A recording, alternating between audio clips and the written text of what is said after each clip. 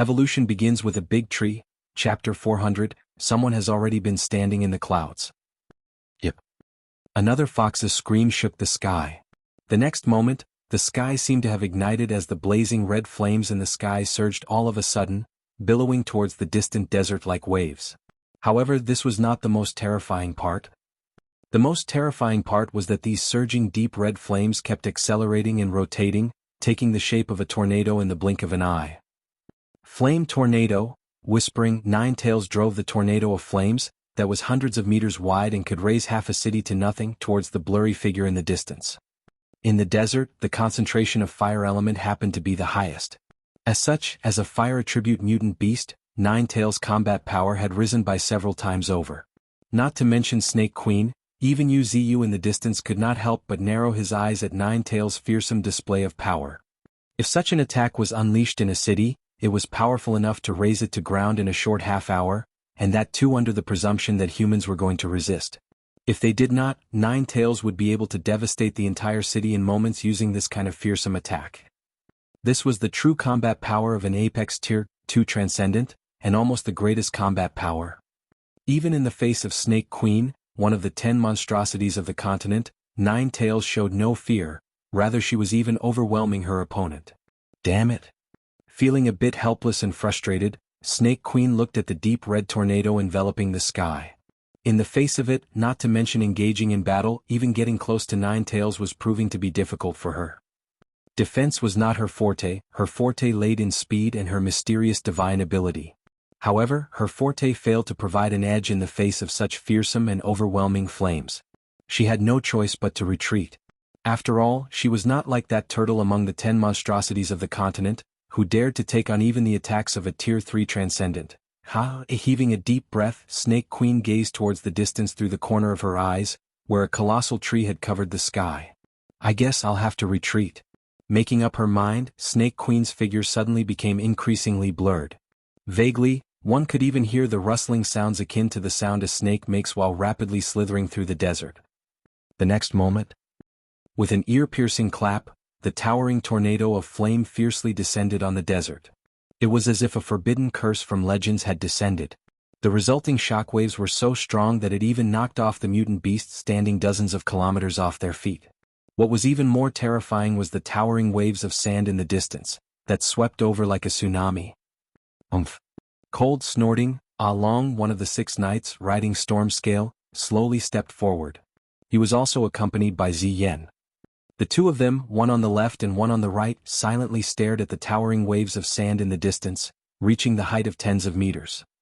After a moment, they looked at each other before their spiritual energy surged, slowly wrapping around their lances. At a speed visible to the naked eye, a lance of spiritual energy 20 to 30 meters long had taken shape in their hands. Just at this moment. Charge! Giving out a thunderous roar, Ah Long and Ziyen, one on the left and one on the right, carrying their lance of spiritual energy, charged toward the incoming sand waves. They might not be Snake Queen's opponent, but taking care of the sand waves caused by the shockwaves was not a problem for them. The next moment, they thrust their lances, creating waves of sand that were as sharp as blades, and their size no less than the oncoming waves from afar. Bang. Star.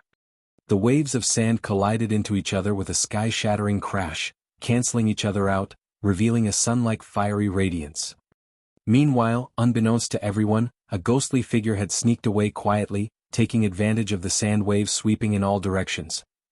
Heaving a deep sigh, a hint of relief flashed on the cold and frosty face of Snake Queen, feeling the relief of surviving a disaster. While we both are called monstrosities of the continent, that monstrous tree is far beyond me. No, even that old turtle I encountered is nothing before him.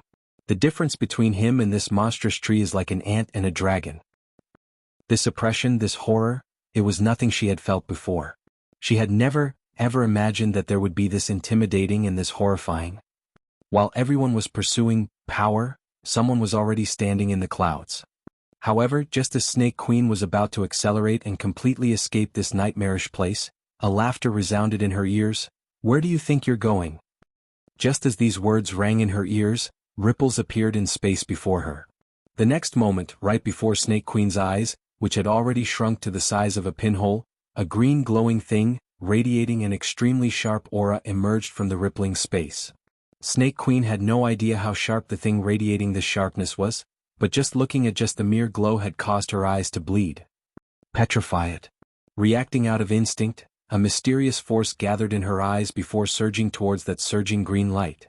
However, in a moment, asterisk schlick, star. Much to Snake Queen's astonishment, accompanied by a sound akin to a cloth ripping, her petrification power, which had always been unmatched and the target only managed to escape it relying on speed, was unexpectedly pierced. Stunned, utterly stunned. However, compared to the momentary stupefaction, what Snake Queen felt more was the chilling sensation in her limbs. That chill that surged from the very tip of her tail to her head. Is this what humans commonly call fear? Mocking herself, Snake Queen stopped in her tracks. At this moment, she felt a slight pain right in between her eyebrows. However, what surprised her was that this pain lasted only for a moment. Slowly lifting her eyes, Snake Queen found that the green glowing thing had stopped half a meter from her eyebrows. The pain she had just felt was caused by the extreme sharpness of the green glowing thing. Just the aura leaking from it had injured her. What is this?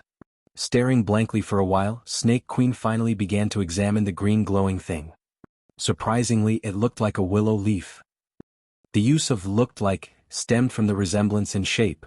However, in every other aspect, it stood worlds apart from an actual willow leaf. It exuded an extraordinary beauty, captivating and enchanting, as though the creator had dedicated meticulous care in its crafting. It was entirely transparent and wrapped in elaborate and exquisite patterns, adorned with a hint of emerald green luminescence flowing through its delicate structure. Furthermore, it was not floating still in the air, but rotating at a very slow speed as if. However, Snake Queen knew that it was not that this willow leaf was rotating slowly, rather it was rotating at such a fast speed that the eyes were not able to process it. And this gave the illusion of it rotating very slowly. You are very lucky. A faint chuckle rang in her mind. Yet, what Snake Queen felt was not a sense of warmth but a chill gripping her entire body. Vaguely, she recalled her encounter with a ferocious lizard when she was still weak. At that time, helplessness, fear and even despair had gripped her mind. How long has it been since I felt this way? As she mocked herself in her mind, Snake Queen heard that voice again that left a deep mark on her soul. Remember, the only reason you didn't die is because you stopped in front of the gates of hell. Had you taken another step, or even moved a few millimeters further, this flying willow leaf blade of mine would have pierced through your brow completely, obliterating your soul along with it. Evolution begins with a big tree, Chapter 401, Subjugation and Guardian. After nearly half a day, on the hill where the medium-sized fire attribute spirit stone mine was located, Wuxia had taken a firm root on the hill, with his countless roots resembling giant pythons buried deep into the desert, enveloping most of the medium-sized fire attribute spirit stone mine. At the same time, gulp gulp. His roots were expanding and contracting alternatively, absorbing dense, near-tangible amount of fire attribute spiritual energy. One could even see deep red lines spreading along the tree roots. Soon, the green on Wuxia's tree body had been completely replaced by crimson. A flame-like glow adorned his giant body, while blazing flames had ignited all over his branches. The shimmering crimson light radiating from him had not illuminated a significant portion of the desert, but also dyed half of the sky red. His branches danced wildly, scattering countless specks of flames in the air, as if trying to ignite the night sky, tinting more than half of the night sky red. This was a kind of form, the flame form. In this form, not only Wuxia's resistance to fire element was significantly increased, but all his attacks possessed the characteristics of flames. Violent and explosive. And extremely difficult to defend against. Meanwhile, a black-haired girl was sitting quietly on a large rock, gazing at the enormous tree that covered the sky not far away.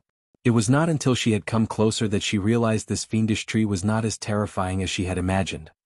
No, to be more accurate, the tree monster was quite friendly to its companions and subordinates. At least, the temperature in its vicinity was much cooler from the outside, where the temperature was so high that the air seemed to distort. Inside this region, the mutant beasts felt a slight and refreshing coolness, as if a gentle breeze was brushing against them.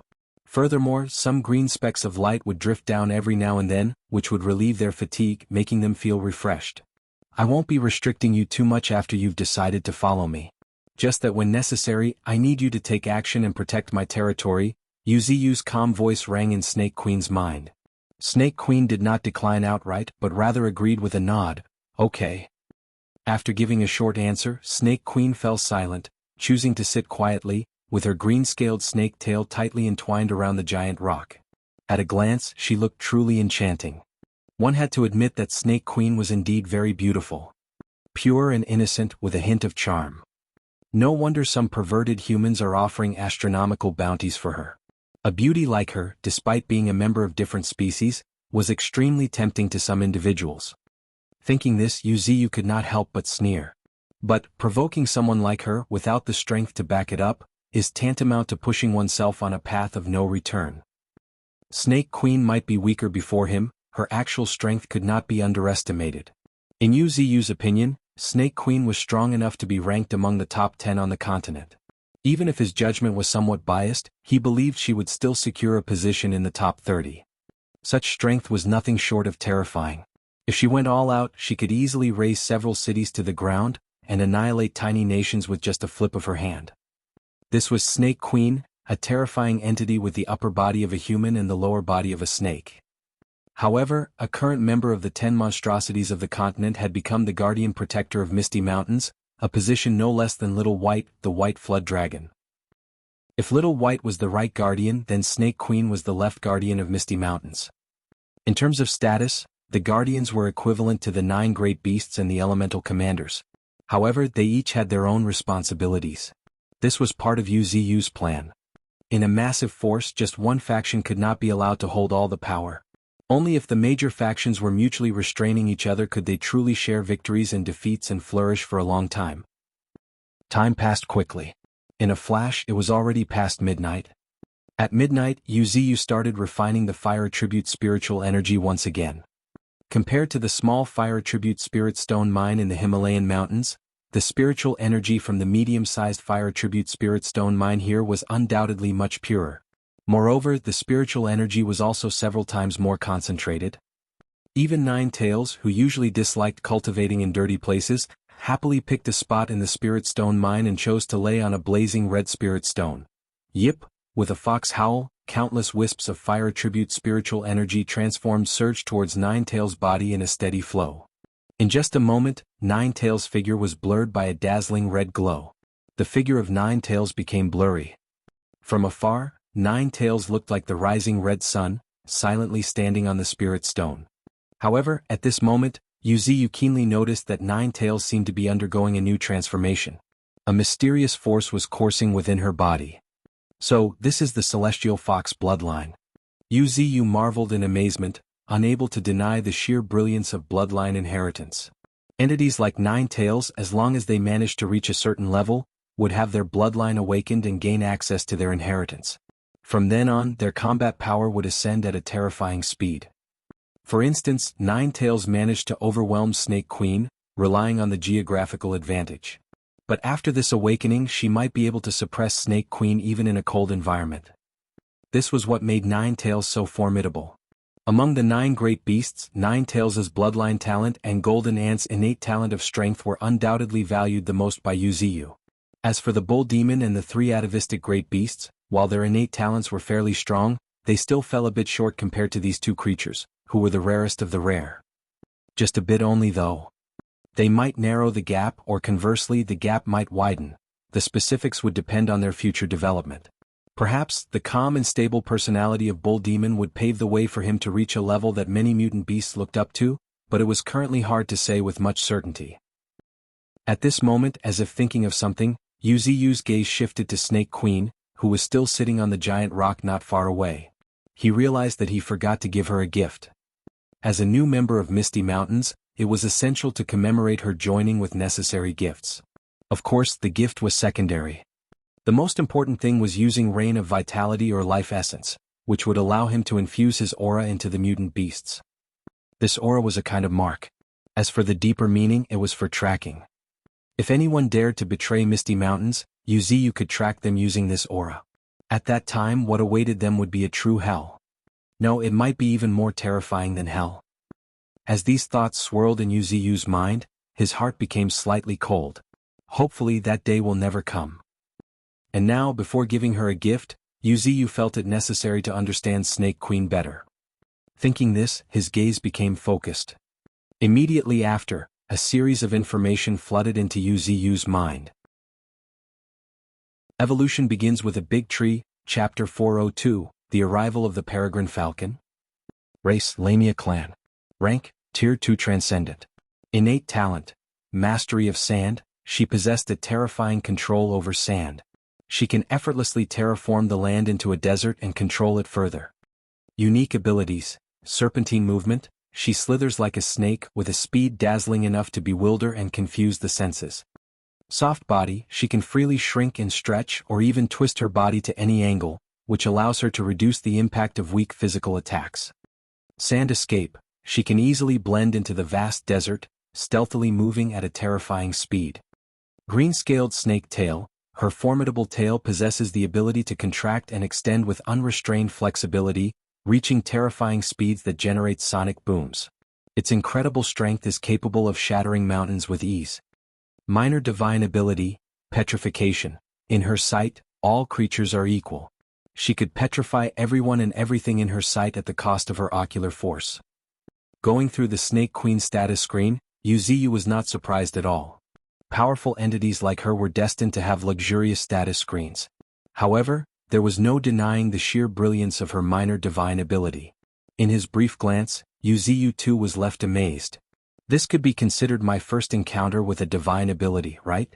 After giving it a thought, Yuziyu became a little more confident. Divine abilities were different from innate talents and unique abilities, they involved the application of principles. Ordinary innate talents and abilities could not even come close to their might and strangeness by no means. Of course, that did not mean that innate talents and abilities were inferior to divine abilities. Top-class innate talents like 5-color spirit flowers instant could rival some powerful grand divine abilities. At this moment, as if sensing it, the eyelids of Snake Queen, who had been meditating with closed eyes for a long time, suddenly trembled. After a moment, with a gaze filled with doubt, she looked toward Yuziyu's tree body. As is customary, I need to prepare a gift for you. Saying this, Yuziyu's branch moved towards Snake Queen. Immediately after, the tip of the branch snapped with a crisp sound, as several drops of rich green sap dripped from the broken end of the branch. What's this? Suspiciously, Snake Queen opened her palm. Even if she had no idea what it was, Snake Queen could keenly sense the terrifying vitality contained in this green drop. Perhaps, just a drop of this green sap might be enough to turn several kilometers of desert into an oasis. Thinking in her heart, Snake Queen felt a shock from the center of her palm. At the same time, a strong vitality surged into her body. Hiss! Snake Queen gave out a rare snake-like joyful hiss. As if undergoing a baptism, the rich vitality flowed into every cell of her body. More importantly, Snake Queen keenly felt many of her hidden injuries rapidly healing. The state of her body was improving at a speed visible to the naked eye. This is life essence, arguably my most precious treasure. Yuziyu gave a brief explanation, but he did not stop. The next moment, his branch trembled slightly as a verdant leaf fell. This is my second gift, a proof of your identity. Upon hearing Yuziyu's words, Snake Queen reached out and caught the willow leaf, just like the one she had seen earlier. It was crystal clear, but with simpler patterns compared to the previous intricate and gorgeous design. Staring at this willow leaf, Snake Queen could not help but bite her thin lips. It was just a gift for a namesake. In truth, it was more like a warning. Of course, if she had no plans of betraying, this willow leaf would indeed be a very nice gift. After all, it was a spirit leaf carefully crafted by a quasi-tier 4 spirit tree. It might be just one leaf, but if she put it in her mouth, its effect would surpass the effect of several drops of life essence. Furthermore, the terrifying thing about this willow leaf, thin as a cicada's wing, was that it was as sharp as a blade. If infused with spiritual energy, it might even become a formidable weapon. Ha! Snake Queen let out a long sigh. As sharp and intelligent she was, she naturally understood Yuziyu's intention. However, she did not take it seriously. She could not say anything about others, but she dared not betray such a powerful demonic tree. Without experiencing it firsthand, it was hard to understand how terrifying this tree monster was. Even her very soul was struck with fear. At that moment she felt as if her body was not hers. The vast spiritual energy in her body seemed to have fallen silent, as if she were an ordinary person. That despair, that horror. Only a few people could understand it. As these thoughts swirled in her mind, Snake Queen gripped the willow leaf and the few drops of life essence in her hand tightly, and looked towards Yuziu's towering tree body in the distance, expressing her gratitude. "Thank you very much, divine tree." Thanking, she, who had never been good with words, added, "I will definitely guard your territory." And Yuziu nodded his satisfaction. When it came to entities like her, subduing them was more than enough. As for loyalty or anything else, it could not be forced. However, Yuziu believed that as long as he did not fall from the clouds, whether it was a dragon or a snake, they would have to prostrate before him. Time passed quickly. In the blink of an eye, a night had passed, and a red sun had risen on the distant horizon. Just as Yuziu was waking from his cultivation, he suddenly heard a sharp screech. Looking into the distance, Yuziu discovered a peregrine falcon the size of a fist in the sky, darting straight towards him at a terrifying speed. There was no denying that the peregrine falcon was terrifyingly fast. Especially now, when it was diving down straight towards Yuziu, spotting his presence. His speed was qualitatively increasing. Boom, boom, boom. Amidst the continuous rumbling, unending sonic booms, a white stream of air was drawn across the sky. "What's that? Is it an enemy?" Alarmed cries filled the air as the recently joined 6 knights and Snake Queen jolted awake from their slumber, gazing towards the sky. As someone who had recently joined Misty Mountains, the 6 knights and Snake Queen naturally did not have much interaction with early mutant beasts like the peregrine falcons. In fact, the 6 knights were not even aware of the existence of the peregrine falcons. However, now, as they looked into the distance at the black figure tearing through the sky, their pupils could not help but shrink. It was fast, horribly so. Its speed was beyond their imagination. Along and Ziyen could not help but suspect him as a Tier 3 mutant bird. And no one else had more say in this matter than Snake Queen. After focusing her gaze at the peregrine falcon diving in the sky, Snake Queen bit her thin lip. Only now did she realize that there were many powerful creatures under the divine tree, much to her horror. The red fox, who could fight her on even grounds, need not be mentioned. Then there were 6 knights waiting not far from the divine tree. In addition, she could even sense several weak auras lurking in some corners, but not much weaker than her. And now, high up on the horizon, another terrifying predator bird was approaching. Ha! Taking a deep breath and suppressing the shock in her heart, Snake Queen chose to wait quietly. As for why, she did not suspect that the peregrine falcon was an enemy. Because, as the peregrine falcon came closer and closer, she could sense a very unfamiliar yet familiar smell from it. And as a member of the Lamia clan, Snake Queen was most sensitive to smells. Naturally, she could discern that this was the scent of the divine tree. Thinking of this, Snake Queen raised her jade arm and sniffed. And indeed, she could smell an identical scent pervading around her. Evolution begins with a big tree, Chapter 403, Black Wyvern Eggs. Shortly afterward, a branch gently extended. The next moment, screech, giving a loud and sharp chirp, the oldest of the peregrine falcon, Falai, landed on Yuziu's branch. "You look exhausted." Smiling, Yuziu's red branch, burning like flames, gradually turned deep blue in color. It was accompanied by a cool and refreshing wave reminiscent of a cold breeze in summer. Of course, there were also countless green specks of light continuously merging into the body of Falai.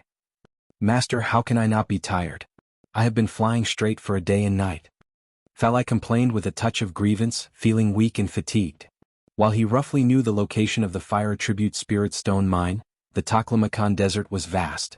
It still took him a considerable amount of effort to find it. More importantly, Falai keenly sensed many terrifying creatures lurking in the depths of the Taklamakan desert. Falai spared no effort to avoid alerting them. He flew so high that he even got pulled into by the jet streams.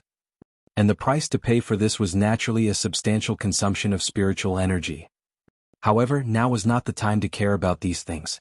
In just a moment, Falai organized his words and passed Bull Demon's message to Yuziu as he was instructed. Listening to the message, Yuziu's eyes could not help but shrink, a rare moment for him. "Black wyvern's eggs from Australia?" Murmuring, Yuziu's eyes could not help but flicker. It was an undeniable fact that Yuziu could not help but be tempted by anything related to mythical species. After all, the black wyvern had just undergone a change in its lineage. If lucky, his offspring might also undergo a thorough change in their bloodline, perhaps even a pure dragon might be born. Although this was wishful thinking, in any case there was still a possibility. Even if not, those were wyvern eggs, extremely invaluable as well. As far as Wuxia was concerned, these 2 eggs were tantamount to having 2 top-level Tier 2 Transcendent. And for humans, besides getting their hands on 2 top-level Tier 2 Transcendents, they could help speed up humans' research on mythical species. If humans succeeded in their research, it might even further drive the overall evolution of humanity. Thinking about this, a faint smile appeared on Wuxia's lips, carrying a hint of coldness. As mutant beasts, it's better for them to return to their roots. Sighing, Wuxia also strengthened his resolve. As the saying went, if the enemy is strong, we are weak. The strength of mankind comes from weakening the mutant beast. Naturally, Wuxia could not tolerate this. Humanity and mutant beasts could never coexist peacefully. The 2 sides were destined to fight. It was not that Wuxia was trying to take sides, rather humans had never given him the opportunity to choose. When the nuclear warheads were launched on Misty Mountains, an unresolvable grudge had been forged between Wuxia and the humans. As for why Wuxia and humans did not take action against each other, it was because each side was wary of the other side. Wuxia was wary of certain methods used by humans, while humans feared Wuxia's personal strength. However, there was one thing that was certain: if a chance arrived, Wuxia and humans both would not hesitate to take action against each other. This had nothing to do with justice. Both sides were simply fighting for their own survival. Of course, this did not mean that Wuxia and humans would stop at nothing. Although Wuxia did not have a good impression of some humans, he was not that crazy to exterminate them. Firstly, it was not feasible. And secondly, this world needed humans. As a race that had taken in this world for tens of thousands of years, the culture of humans had reached a peak, and had become a model for many races to emulate. No matter when and where, there were mutant beasts learning everything about humans. Knowledge, culture, and more. Even Misty Mountains was no exception. This stood as a testament of the profound impact of humans on the entire world. The best way to deal with humans is to win over a group of them, support them, and use them to battle against other humans. Wuxia heaved a long, heavy sigh. He had long figured out how to deal with humans. And it was nothing new to him. In myths and legends, the West had the concept of faith, while the East had ritual. These were ways for almighty beings to consolidate their position using humans as pawns. Thanks to the history lessons, Wuxia found it easy to draw inspiration. However, in order to use this method, Wuxia had to raise his strength to an extreme, enough to dominate the entire era. At that point, whether he wanted to become Lord Almighty or God, he would face significantly lower resistance. However, thinking about this, Wuxia could not help but self-deprecatingly smile. As a tree, it's better not to aim too high. Now, what's important is to retrieve those 2 black wyvern eggs. Yes, retrieve. Wuxia had already regarded these 2 wyvern eggs as possessions of Misty Mountains. With this in mind, Wuxia slowly lifted his gaze. After a moment, a voice full of majesty echoed through the entire hill, "All of you, come and see me right away." As the words fell, one figure after another fiercely jolted. However, immediately after, swoosh swoosh swoosh. Accompanied by successive swishing sounds, the 6 knights, Snake Queen, Golden Ant, Transcendent Snow Leopard, and the others, all arrived in the vicinity of Wuxia's tree body. "Greetings, divine tree." "Greetings, master." One after another, everyone respectfully greeted Wuxia in unison. "Aha." Nodding slightly, Wuxia's gaze shifted to Snake Queen. "Snake Queen. Here." Promptly responding, the figure with the upper body of a human and lower body of a snake took half a step forward. Intelligent as she was, she naturally understood some rules. "I need you to lead the 6 knights to the east of the continent, ambush a group of humans, and retrieve what belongs to our Misty Mountains." "Ah." Snake Queen was momentarily stunned, but she did not question the command and accepted it with a nod. "I accept your command." Hearing Snake Queen's response, a satisfied smile tugged at the corners of Wuxia's lips. Right then, Wuxia's gaze shifted to the astonished Ziyan. "Are you thinking that I'm ordering you to go against your country despite my promise?" "Yes." Without hesitation, Ziyan affirmed, "One of my conditions for following you was that I won't act against the interests of China." "You did," Wuxia also admitted, nodding. But after a moment, a sly smile appeared on Wuxia's lips as he stated, "But I'm not asking you to go against your country, I'm asking you to deal with Japan." Speaking up to this point, a cold smile appeared on Yu's lips. This time, even if Misty Mountains refrains from taking any action, powerful nations like Russia, the alliance of Southeast Asian nations, and others won't be holding back. Japan is destined to be destroyed. My request for you is simple. Reclaim what belongs to our Misty Mountains at any cost, reclaim what belongs to our Misty Mountains.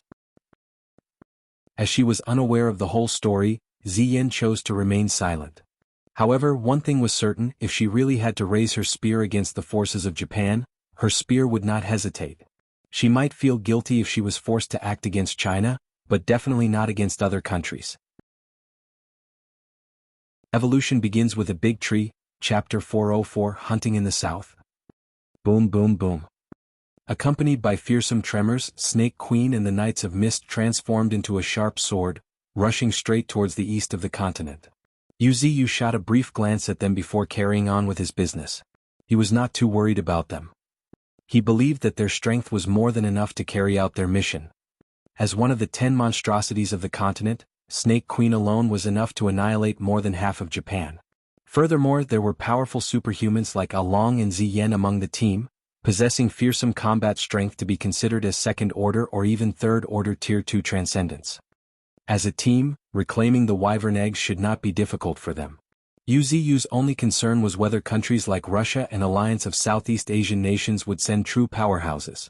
But after thinking about it, Yu put his worries to rest.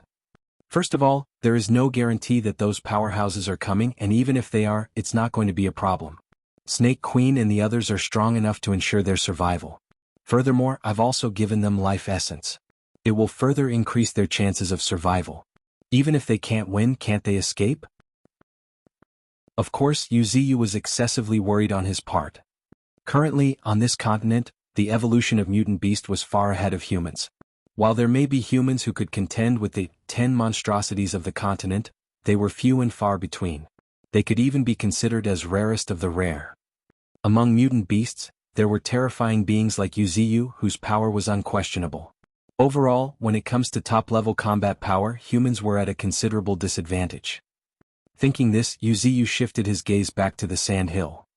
His worries for Snake Queen and the others had been put to rest already. At present, Nine Tails had entered a state of deep cultivation. And coincidentally, her bloodline happened to be advancing at this moment, preventing Yu from leaving. After all, sacred and extraordinary mutant beasts like her were most vulnerable during their bloodline advancement. If no one was guarding them, they would be in danger. At this moment, as if sensing Yu's thoughts, a voice rang in his ear. "Divine Tree, are you worried about Nine Tails?" "Yes," Yu admitted with a nod. He candidly stated, "I wanted to go and snatch the Wyvern egg in China's hands, but I can't get away right now." Hearing Yu's dilemma, the 5-color spirit flower chuckled, but before Yu could say anything, her petals gently trembled. The next moment, much to Yu's astonishment, space started distorting, before the entire hill gradually disappeared. "Flower in the mirror, moon in the water," as the 5-color spirit flower murmured, the entire hill had completely disappeared from Yu's sight. In its place was an endless desert. Well? A bit shocked, Yu focused his gaze on the 5-color spirit flower. The next moment, a piece of information flowed into his mind. Unique ability. Flower in the mirror, moon in the water. It allows her to create a field centered around herself that distorts the light rays, making everything within the field to disappear. Reality and illusion intertwined, making it difficult for anyone to distinguish. Yu stared blankly, a bit confused. However, in a moment, looking at the vast and endless desert filled with nothing but sand, realization finally dawned upon Yu. "Did you cover this entire area?" Yu asked the 5-color spirit flower with surprise. Nodding, the 5-color spirit flower stated in a prideful voice, "This is a life-saving ability I recently developed. In simple terms, it's invisibility. However, I'm not only hiding myself but also concealing the surroundings. With this ability combined with my power to confuse others, I can gain a foothold anywhere." Listening to the somewhat smug, or more accurately, somewhat triumphant voice of the 5-color spirit flower, a slight smile appeared on Yu's lips. "It's pretty good for sure." Successively nodding his acknowledgement, Yu understood the intentions of the 5-color spirit flower. "In that case, you stay here and guard Nine Tails. I'll go and come back soon." How about that? Okay, smiling, the five-color spirit flower promptly agreed. However, after a moment, as if thinking of something, the five-color spirit flower suddenly stated, "But, divine tree, you have to bring me a gift, okay?" Very well. Nodding, Yuziyu too agreed readily. Compared to the five-color spirit flower solving his dilemma, a gift was not a problem. Moreover, Yuziyu dared to guarantee that this gift would definitely not be trivial. After all, it was a gift given by him, Yuziyu. If it was not precious, how could it be considered a gift? At this moment he looked at the nearby golden ant, snow leopard, and mantis. He ordered, "You all will be staying here and wait for the nine tails to exit her cultivation." "Yes, divine tree." Their voices echoed in unison, before Golden Ant and the others voluntarily retreated to the entrance of the fire attribute spirit stone mine. However, whether it was intentional or not, Golden Ant kept his gaze fixed on the nearby Tier 2 Inferno pythons from the corner of his eyes. Obviously, he held some distrust towards these two newly joined companions. However, it was reasonable as well. While Yuziyu was still here, even if these guys had some ulterior motives, they would definitely keep themselves in check. However, once he left, no one could guarantee that they would behave as obediently as they were now. And this was another one of the reasons why Yuziyu had left Golden Ant and the others here. Nine Tails was in deep cultivation and could not be disturbed. Although this was just an advancement of her bloodline, it was far more important than her breakthrough in strength. Otherwise, Yuziyu would not have been hesitating so much. But now, thanks to the five-color spirit flower's protection, Yuziyu was also more at ease. While five-color spirit flower might not be good in combat, her tricks are beyond anything. If she went all out, she should be able to protect Nine Tails. Thinking this, Yuziyu turned his gaze towards the distant south. According to Bull Demon's message, Ling Air and other Chinese superhumans were meeting with the support team sent by China in that direction. And that was where Yuziyu's destination was. Ha! Yuziyu took a long, deep breath as spiritual energy surged around him.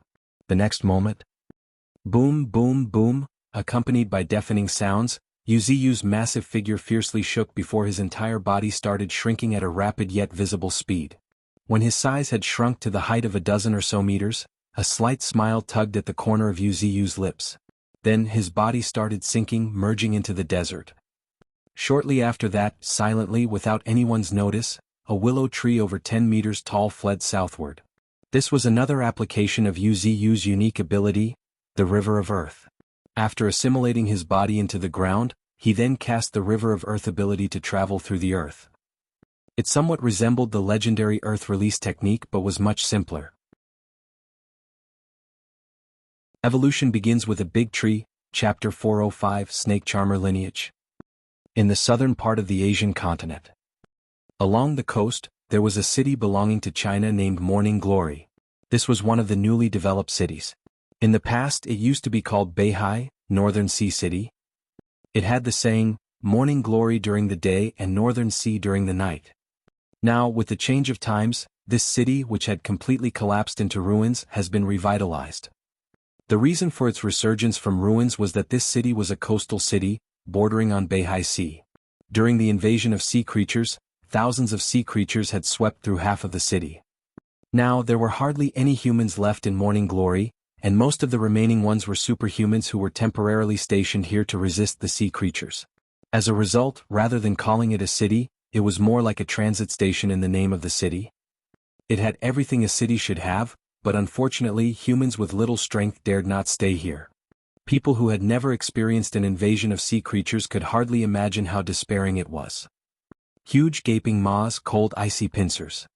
Mutant sea creatures that used to be humans' prey, had turned into death's scythes, harvesting fragile humans without mercy. On that day, blood had painted the entire city red.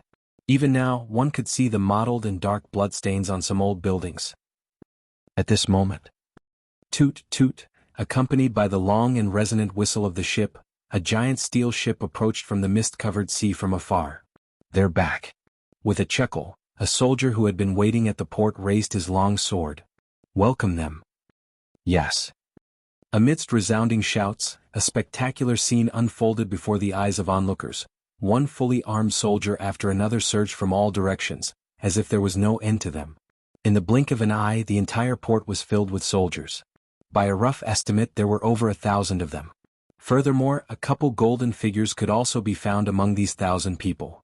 However, compared to them, all these golden figures stood at the top of the city wall, with their capes rustling along the wind, giving off an extraordinary aura. Dragon Guards, the best and strongest special forces of China. Today they were deployed to welcome others. However, these soldiers failed to notice the silent appearance of other figures in a remote corner of this city. You must understand there will be consequences of attacking, a burly man with a cold and stern face stated in a heavy and serious voice. Of course we understand. Affirming with a nod, this person emphasized, we can't afford to offend China. But we are only robbing the wyvern eggs and we will try to hide our identities as much as possible. At least, China won't cause trouble for us openly. Hearing this, everyone fell into contemplation. Now, things were different from before, all countries were riddled with crises. Had the wyvern not been of significant importance, they would never take the risk of offending China. They had no choice either. It was worth mentioning that even more superhumans were planning to intercept the Japanese team. As for the Chinese team, because there was a glimmer of hope, other countries could not let this change go that easily. Taking a deep breath, a superhuman of Russia was about to give his go, but the next moment, an eerie yet unique melody suddenly rang in the city. The melody was sharp and piercing, yet it carried a peculiar charm. In just a moment, it was echoing through more than half of the city. What's this? A bewildered voice echoed as a confused look appeared on the Russian superhumans' faces. But after a moment, as if realizing something, the expression of one of the superhumans changed drastically. Pungi, it's Pungi. Pungi was a very ancient wind instrument, used by snake charmers of an ancient country. Using the melody produced by this instrument, the snake charmers could easily manipulate poisonous snakes. Now, this ancient and mysterious instrument was unexpectedly sounding in the city. Moreover, its melody seemed to be fused with spiritual energy, giving it an inexplicable charm. No, this can't be.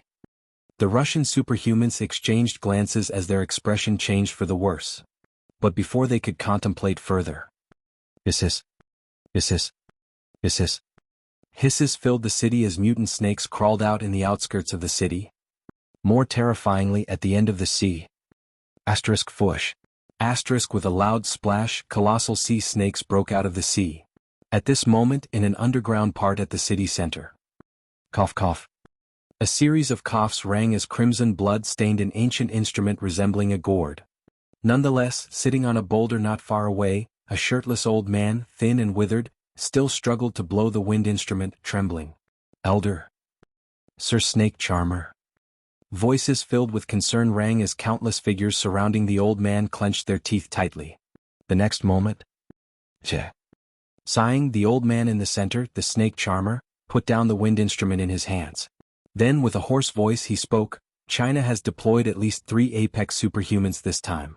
Their terrifying strength is far beyond our imagination. If we want to steal the wyvern egg, we can only take risks and strive for a slim chance of survival in the midst of disorder.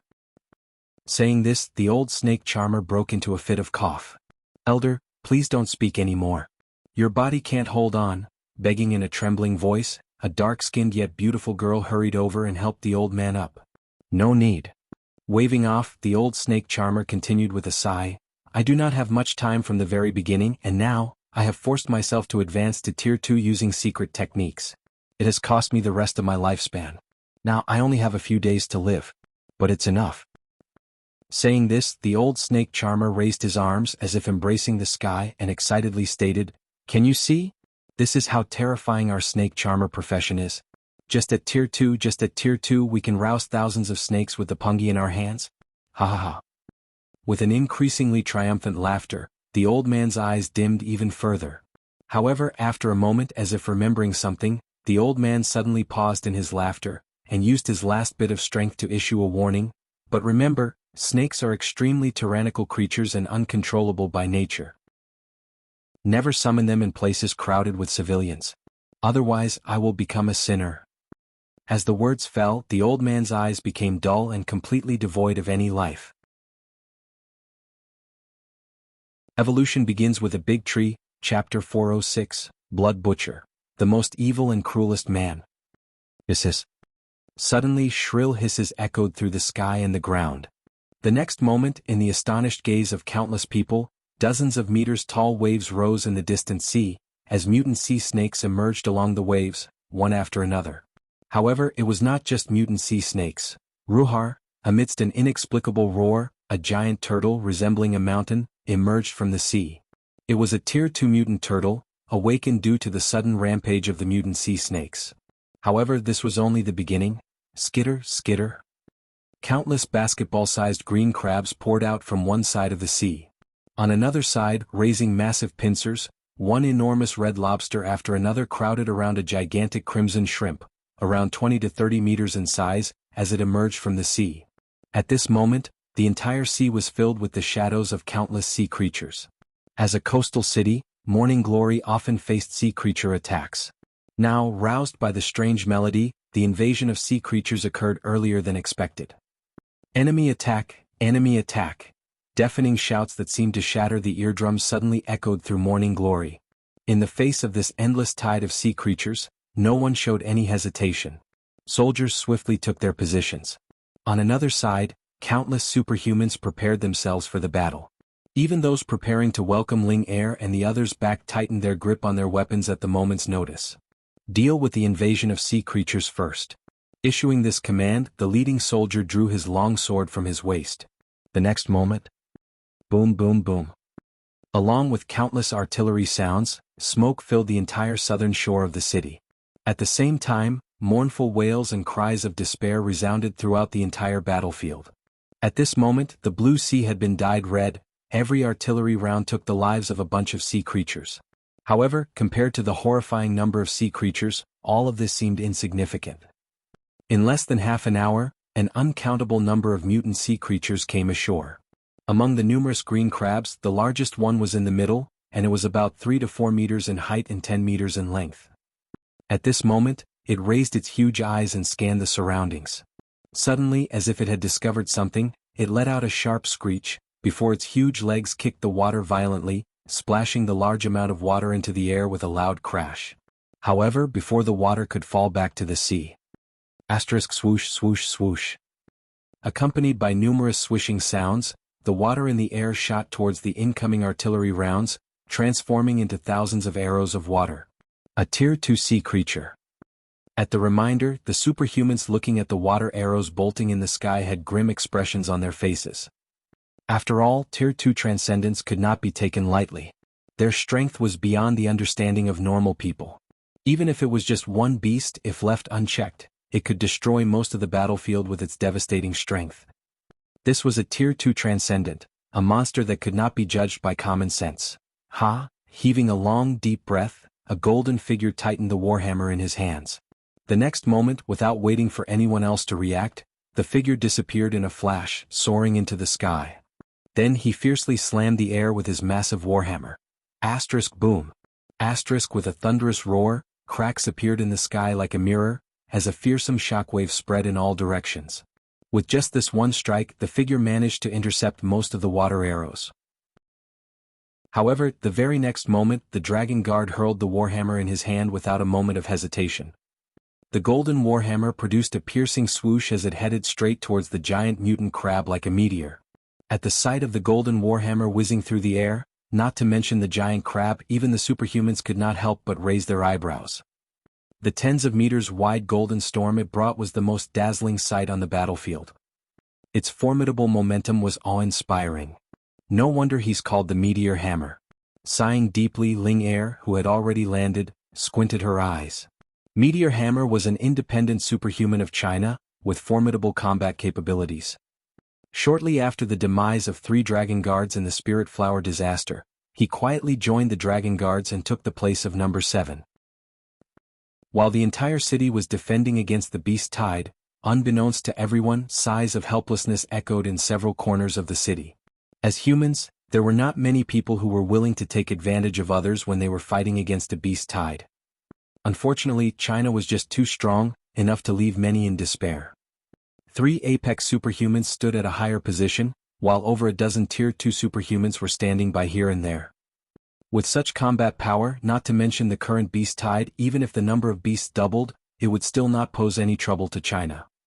Smiling wryly, the Russian superhumans exchanged glances before tacitly nodding. Let's move. Attacking them when they are preoccupied with the beast tide would significantly increase our chances of stealing the wyvern egg. Yes. Everyone also nodded their agreement. Just like the Russians, superhumans of other countries hiding in various other corners of the city, harboring similar thoughts, also started moving. The wyvern eggs were just too important. Such a treasure was best kept within one's own country. Of course, not everyone thought this way. For instance, on the tall city wall, a one-eyed man licked the blood on the tip of his saber, grinning. A Tier 3 wyvern's egg. If I consume it, I should be able to advance even further. Murmuring to himself, the one-eyed man swung the saber in his hand. Immediately after, a blood-red energy arc shot out from the saber, cutting the necks of several Chinese soldiers. You. Blood butcher? Amidst cries of disbelief, every Chinese soldier stared fixedly at the one-eyed figure walking towards the center of the city. However, before they could say anything more, they felt a cold sensation on their necks. Thud, thud, thud. Immediately after, their bodies fell to the ground, reduced into cold corpses. However, had others managed to hear "blood butcher" muttered by them, it would have caused their faces to turn pale.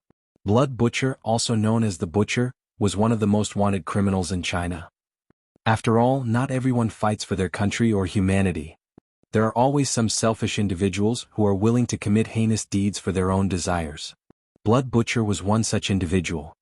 His hands had been dyed red by the blood of his fellow humans. The number of humans who had lost their lives at his hands had surpassed the number of mutant beasts he had killed by several times. If it were not for his terrifying strength and elusive whereabouts, China would already have him executed. Evolution begins with a big tree. Chapter 407, arrives quietly.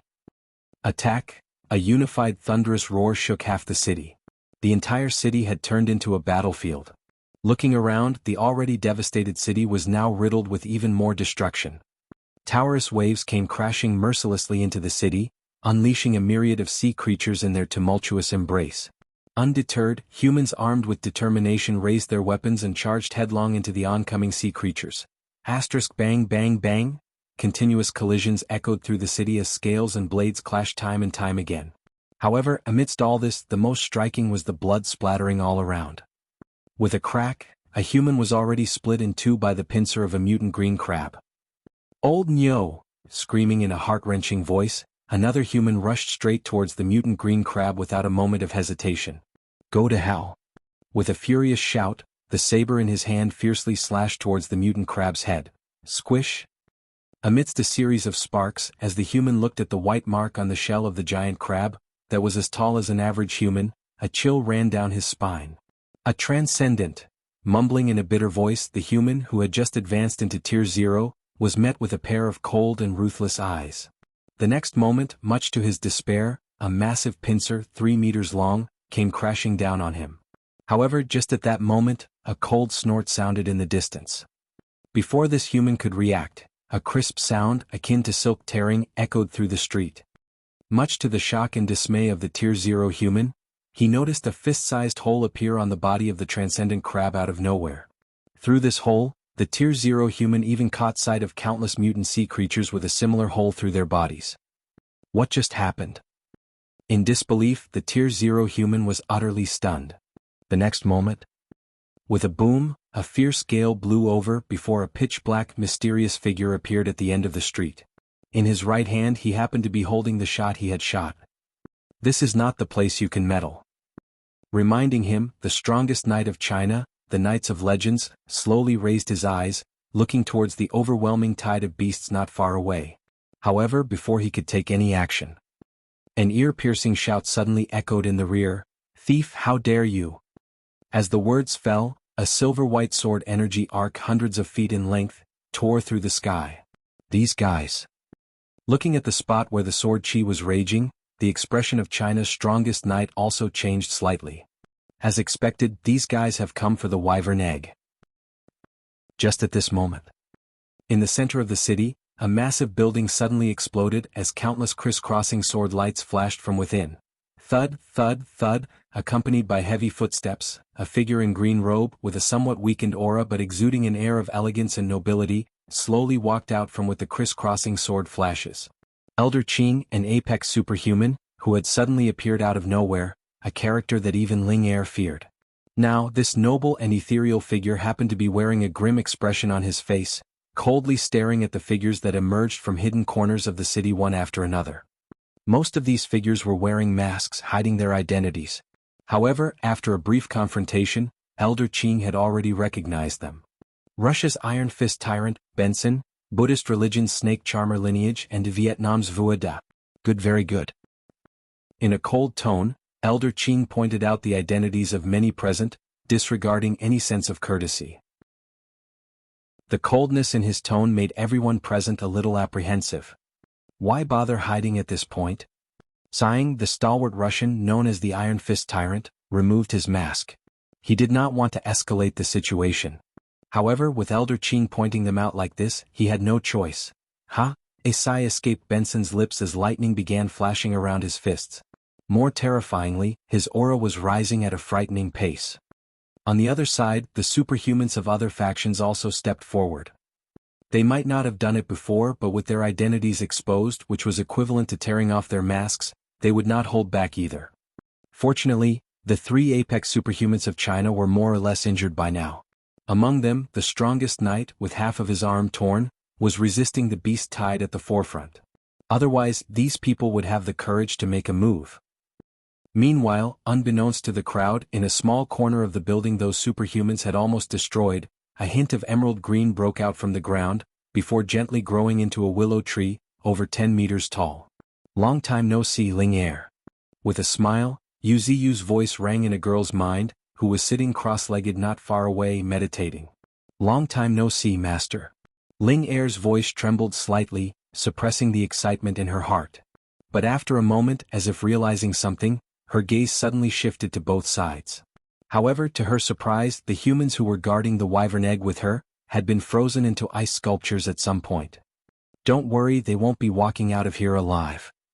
Saying so, Yu Ziyu shot a deep gaze towards the outside, adding, if you want, not a single human or mutant beast would be able to walk out alive from this city. In Yu Ziyu's rare moment of coldness, a suffocating atmosphere permeated the air. However, after a moment, Ling Er shook her head fiercely, refusing, no, master. If you do this, the Chinese government will go crazy. Listening to Ling Er's explanation, Yu Ziyu could not help but smile in agreement. Indeed, if all the superhumans present here were wiped out, China would probably directly wage war against Misty Mountains. After all, there were 3 apex superhumans here as well as many tier 2 superhumans. The death of so many superhumans would definitely shake China's whole foundation. At that point, the crazed China might resort to extreme measures. Thinking this, Yu Ziyu stated with a smile, I was just saying that's all. However, in a moment Yu Ziyu's tone changed as he coldly asked, tell me, who among these humans do you want to send to meet the King of Hell? Ling Er was briefly stunned, feeling helpless. Looking at Master's attitude, I guess someone is going to die today. But I guess it shouldn't come as a surprise. He rarely goes out, so how could it end without bloodshed? As the master of Misty Mountains, arriving in such a grand manner, slipping away now would deal a significant blow to his prestige, wouldn't it? Well, that doesn't matter right now. What's more important is that I need to use Master's hands to kill a few people, like Elder Qing. With these thoughts in mind, Ling Er frankly replied, Master, can you kill Elder Qing? He is one of the 2 apex superhumans of China other than me. Do take his body away. It would cause issues if not taken away. Also, if possible, it is better not to just leave once you are done taking the eggs. It might cause problems like them underestimating you. Speaking to this point, Ling Er also mentioned the names of a few more humans who were at odds with her. She was quite adept at getting rid of dissidents. If she was not afraid of China's extreme measures, she would not have stopped Yu Ziyu from wiping out everyone present. Besides, her position in China was stable now. If everyone present died and only she survived, the Chinese government would surely be suspicious of her. Not killing everyone but only a select few was beneficial to her plans. As far as she was concerned, the best way to deal with humans was not through forceful suppression, but nibbling away bit by bit. It may sound implausible, but it was the most effective method. Like now, hailed as the Empress, she had quietly taken control of 3 cities in China. And that was also one of the reasons why Yu Ziyu was seeking her opinion when dealing with the humans. A moment's pleasure might be good, but ruining Ling Er's plans would be somewhat unwise. Evolution begins with a big tree, Chapter 408, Towering Pillar of Light. After chatting with Ling Er for a while, Yuziyu roughly understood the current situation. Humans have never stopped fighting each other. Yuziyu sneered, paying not much attention to it. This was in line with his understanding of humans. He would rather find it strange if all of humanity were to stand united against a common enemy.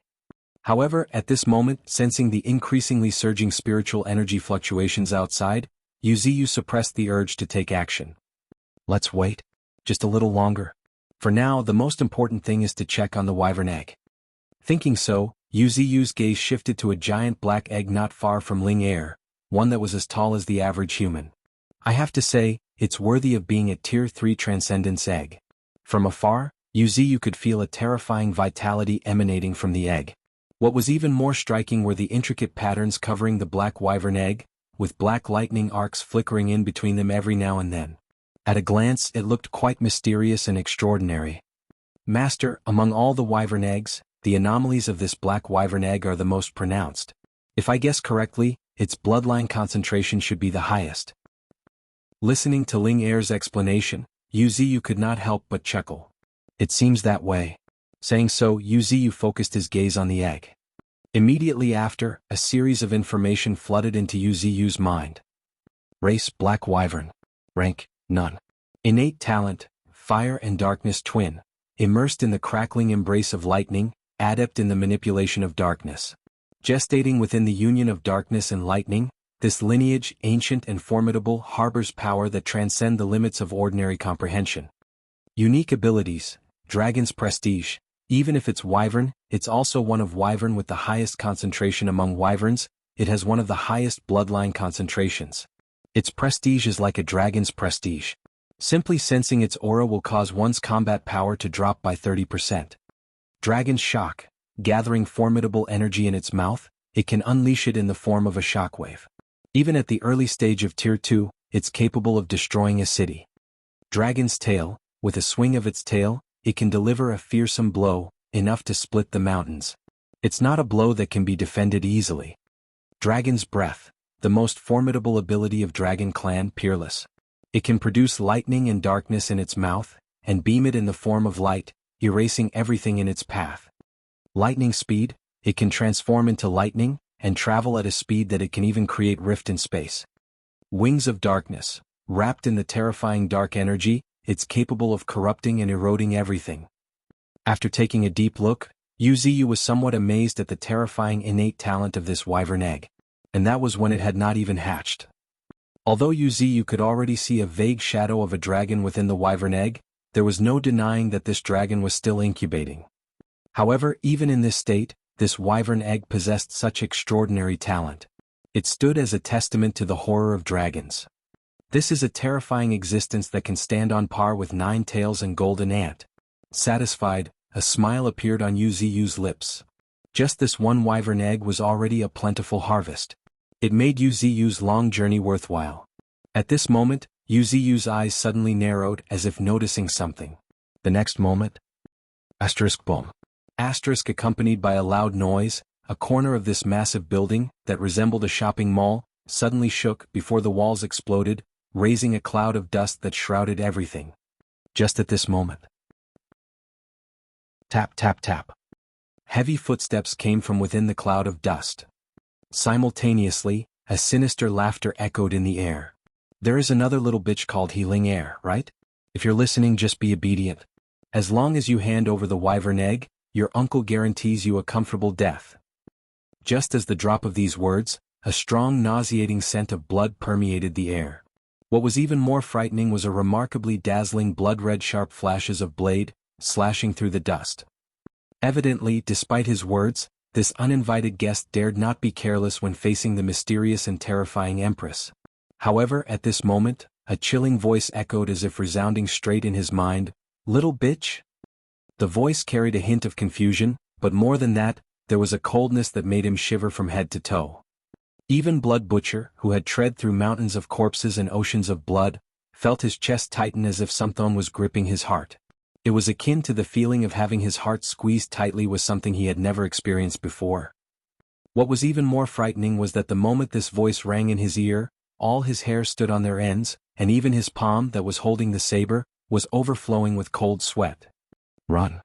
Without a moment of hesitation, Blood Butcher, who had been on the run for years, instinctively turned and fled. At this moment, forget the wyvern egg, he did not even want to face the owner of the voice. Just this voice alone made him shudder. He did not even think of meeting its owner. All these years, his intuition had played a crucial role in surviving China's long and relentless pursuit. At this moment he felt an indescribable crisis. An unspeakable terror. An inexplicable coldness. And a horror he had never experienced before. Run, I must get away from here. Shouting in his heart, Blood Butcher turned into a streak of crimson light, zooming straight towards the outside. However, before he could escape too far, an ethereal glow surrounded the tip of Wuxia's branch. Asterisk whoosh. Asterisk instantly, an immense surge of spiritual energy began to coalesce, giving rise to howling winds. In just a moment, a ball of light, dazzling like the sun, coalesced at the tip of Wuxia's branch, illuminating the entire shopping mall. The next moment, boom, accompanied by a terrifying roar, a beam of light several dozen meters thick, tore through everything, shooting straight towards the north. No! Before Blood Butcher could even scream, the beam of light descended on the red light. Immediately after, much to the horror of countless superhumans and mutant beasts in the city, a dazzling beam of light, seemingly tearing apart the night, cut through the entire city. Looking up, a light beam had pierced through the sky, splitting more than half of the city into two. And along the path of the pillar of light, not to mention mutant beasts and humans, even the buildings in its path had vanished without a trace. What the hell? Are you fucking kidding me? I'm definitely seeing things, I'm sure. Amidst cries of shock and dismay ringing around the city, the entire city came to a brief standstill. Even Elder Qing and the Iron Fist Tyrant and the others, who were locked in a heated confrontation, turned their heads in surprise, looking towards the source of the light pillar. At this moment, a chilling laughter echoed throughout the entire city. Long time no see, everyone. Did you forget about me too? Just as these words echoed through the city. Boom, boom, boom, the ground started sinking as if it was unable to bear the weight. Simultaneously, a terrifying aura began to pervade the surroundings. Right afterward, much to the astonishment of humans and mutant beasts alike, a touch of emerald green broke out of the shopping mall. What? Looking at the green glow, one of the humans seemed to recall something, and his face turned completely pale. But before he could speak, asterisk boom. Asterisk accompanied by a tremendous roar, the emerald green glow completely tore through the entire shopping mall. Evolution begins with a big tree, Chapter 409, the appearance of a teenager. Everyone witnessed a tree rising from the ground. Towering like ancient trees, yet lush green as if untouched by time. The rapidly enlarging trunk tore through the nearby tall buildings, its branches piercing through windows, and its roots, like waves, started covering the entire ground. Looking up, everyone witnessed roots surging like waves, devouring everything in their path. Mutant sea creatures failed to mount any struggle, and were reduced into a pool of blood. Humans disappeared into the ground before they could even get a chance to scream. Retreat, quickly retreat. Oh my God. Amidst echoing cries of incredulity, humans and mutant beasts alike hastily withdrew. By the time they had retreated a couple of 100 meters, they realized the roots, that were devouring everything, were no longer spreading out. At this moment, looking towards the city center, everyone beheld massive black roots protruding from the ground. The countless roots were interwoven around each other, giving the impression of a den of giant pythons. It was quite an impactful sight. However, that was not the most terrifying part. The real terror lay in Wuxia's true form. Slowly lifting their head, numerous mutant beasts and humans gawked at the sight of a colossal tree hundreds of meters away, that blanketed the entire sky. It was nothing short of huge, ginormous. It was so tall that its trunk had disappeared into the darkness of the night sky, seemingly connecting with the stars. Its canopy blanketed the sky, obscuring the clouds and the moon. Its swaying branches adorned with a starry glow, resembled divine green chains. In a flash, more than half the city was bathing in its glow. Tree, monster. Suppressing the fear in his heart, The old man in blue robes gripped the long sword in his hand tightly. Feeling the horrifying aura emanating from this monstrous tree, the old man's expression became solemn, even nervous. Without experiencing the vastness and magnificence of this mutant tree up close, it was challenging to comprehend its grandeur and vastness, as well as the extremely high concentration of spiritual energy around it. Faintly, it seemed to be distorting the very space. Also, intermittent electric arcs could also be seen streaking in the air. Just at this moment, a somewhat amused voice suddenly rang in Elder Qing's heart. "Tree monster? Is that how you humans refer to me?" Just as these words rang in his ears, Elder Qing's expression fiercely changed. However, before he could react, his body was sent flying. Boom, boom, boom. Amidst one loud crash after another, the Chinese apex superhuman's figure crashed through one building after another, much to the shock of the onlookers. Surprisingly, it was the result of a casual strike from the mutant tree monster. Shock, silence, fear. In a flash, the entire battlefield fell into a deathly silence. Some even had their foreheads drenched in cold sweat. However, Wuxia paid no attention to their reactions. Lifting his gaze slowly and looking at the frozen battlefield, Wuxia chuckled and stated, "I came this time for the wyvern egg." Saying this, Wuxia moved his tree roots. In a moment, much to the astonishment of humans and mutant beasts alike, a few roots protruded from the ground before countless tiny rows from these massive intertwining roots. These rootlets continuously interwove, intricately weaving together to form the distinct shape of a human. Of course, it was only a humanoid shape, essentially still composed of roots. However, looking at the humanoid silhouette woven from these roots, everyone was utterly shaken. Faintly, they could picture a young and exceptionally handsome teenager, with a smile on his lips.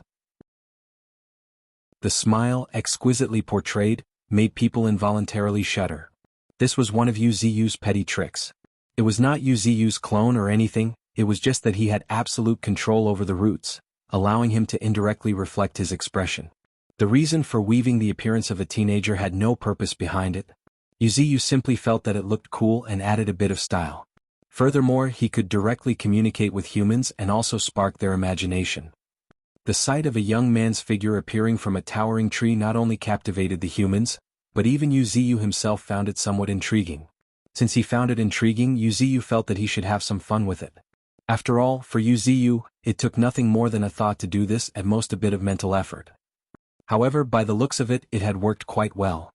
Gulp, subconsciously swallowing their saliva, countless humans realized the presence of this teenager. The figure leaned against the towering giant tree, with one hand on the back of its head, and the other resting on its crossed knee.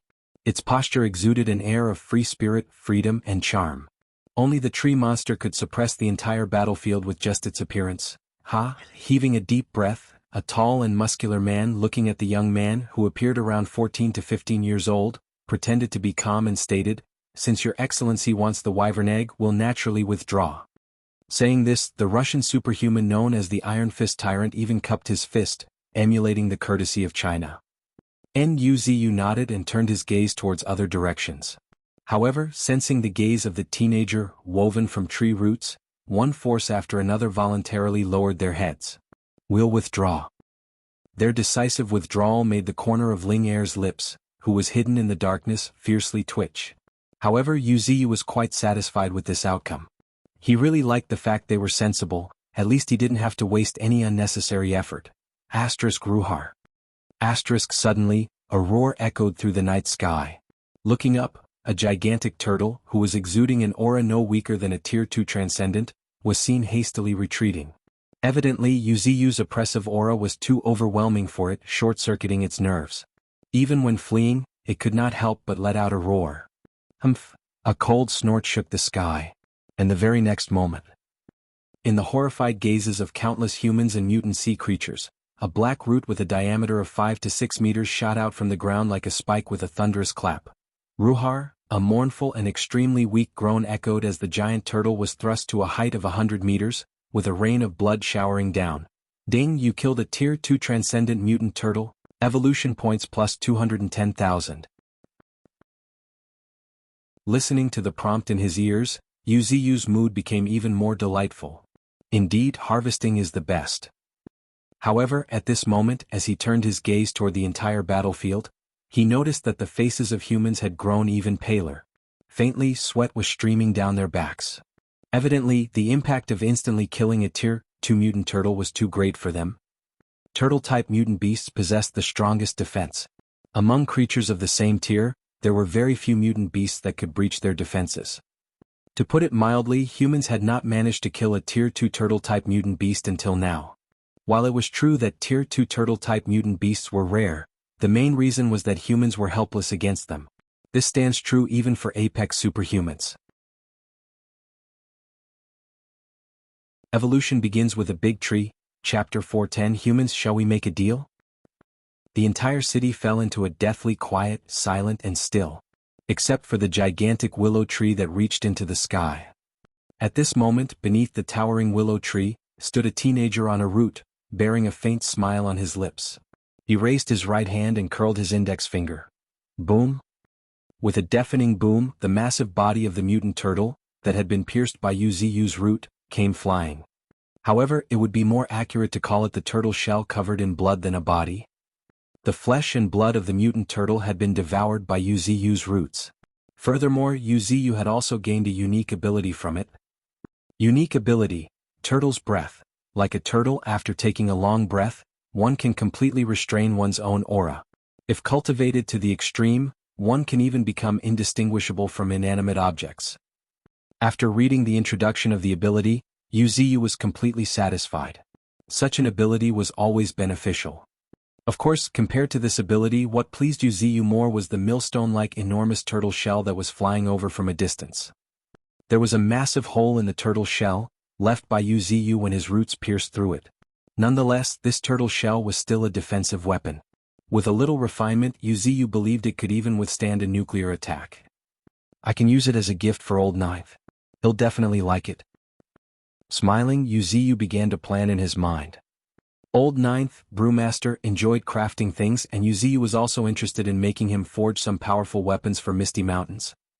Crafting a shield using a material like this turtle shell, which was at least Tier 2 material, or even close to Tier 3, would undoubtedly yield excellent results.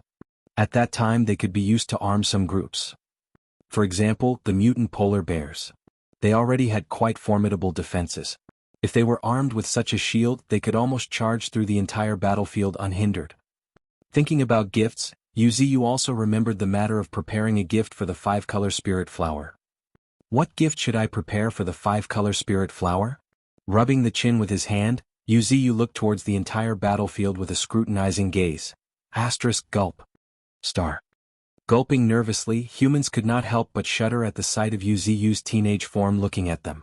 Even powerful superhumans like Iron Fist Tyrant, who could be ranked in 2nd or 3rd order of Tier 2, instinctively lowered their heads. A powerhouse's dignity was untouchable. As for a terrifying existence like the tree monster, which was capricious and possessed fearsome strength, they dared not provoke it even further. Although they had no idea why the tree monster chose to communicate with them in the form of a teenager rather than instantly wiping them all out, they understood that this was by no means a reason for them to be presumptuous. Whether they could survive depended entirely on the whim of this monstrous entity. If they wanted to survive, they had no choice but to bow their heads. Just at this moment, Wuxia's eyes suddenly brightened, as if discovering something. His gaze was surprisingly focused on a girl holding a gourd-shaped wind instrument. By Wuxia's aesthetic standards, this girl could be considered above average. Furthermore, her innate talent happened to be pretty amazing as well. Wuxia focused his gaze as he carefully read the introduction on her innate talent. Innate talent, voice of all things. She is able to hear the sounds of all things in the world and can communicate with them using musical instruments. That's quite a peculiar talent she got. While it may not be of significant help in battles, it would prove to be useful for supportive roles. Especially, Wuxia focused his gaze on the strange instrument held by the girl. If my guess is correct, someone used this instrument called pungi to arouse the snakes, thus triggering this beast tide. In the rare moments of speculation, Wuxia's eyes glimmered non-stop. The fact that an ordinary cultivator was able to rouse tens of thousands of snakes with such an instrument is really remarkable. If someone like this girl, having an innate talent like the voice of all things, is cultivated to that level, it would be truly terrifying. Thinking along these lines, Wuxia made up his mind. The next moment, a verdant streak of light flashed through the air, coiling around the distant girl. From now on, you shall follow me, an indifferent voice echoed in the girl's mind, causing her expression to change drastically. However, before she could mount any struggle, she felt her body not listening to her, and then, her consciousness had fallen into a daze. The paralyzing effect of the toxin secreted by Yuziu's branches, which even Tier 2 transcendent beasts would find it challenging to resist, unexpectedly worked quite well on the girl who has just reached Tier 1. At this moment, Yuziu's branches retracted, carrying the girl away from right under the eyes of her companions. Soroli! No, Soroli! Cries of despair resound as the dark-skinned companions of the girl rushed toward her. However, before they could get too far, a figure stood in their way. Stand back, the old man commanded in a stern and warning tone. Elder Soroli she, in a voice filled with reluctance, a young man cried, his eyes completely red with tears. Soroli, as the most outstanding genius of the snake charmer lineage, was undoubtedly considered their goddess. She was kind and simple. Her kindness and simplicity have charmed the hearts of countless young men. But now, I'll say it again, stand back. Giving another stern warning, a ball of spiritual energy gathered in the old man's right hand. He gave the impression that he could fire this ball of spiritual energy at any moment, ruthlessly striking the group of young individuals. At this moment, after taking a look at this group with interest, Yuziu stopped paying attention to them. They should be glad. Had this human not stopped them, several lifeless corpses might have been lying on the ground by now. Meanwhile, Yuziu gazed at the beautiful girl with a wheatish complexion, who hung from his branch, a smile playing on his lips. This girl named Soroli will serve as a perfect gift for her. It's rare to encounter a girl with such a strange innate talent and modest strength. With 5-color spirit flowers method, controlling her should be easy. At that time, 5-color spirit flower can even travel among the humans using this human vessel. The reason why he thought of this was because Yuziu recalled some Western myths. In myths and legends, gods often descended to the mortal realm by borrowing a human vessel. While gods does not exist now, some of their means can still be imitated. In my opinion, these so-called gods are nothing more than powerful beings. If I were to grow a bit more strong and proclaim myself a god, what would be the harm? With this in mind, the desire in Yuziu's heart to break through became even stronger. However, before breaking through, I would need some things. Yes, some things. Suddenly murmuring, an idea suddenly popped in Yuziu's mind. I've been having a hard time finding those things. However, it may not be difficult for these humans.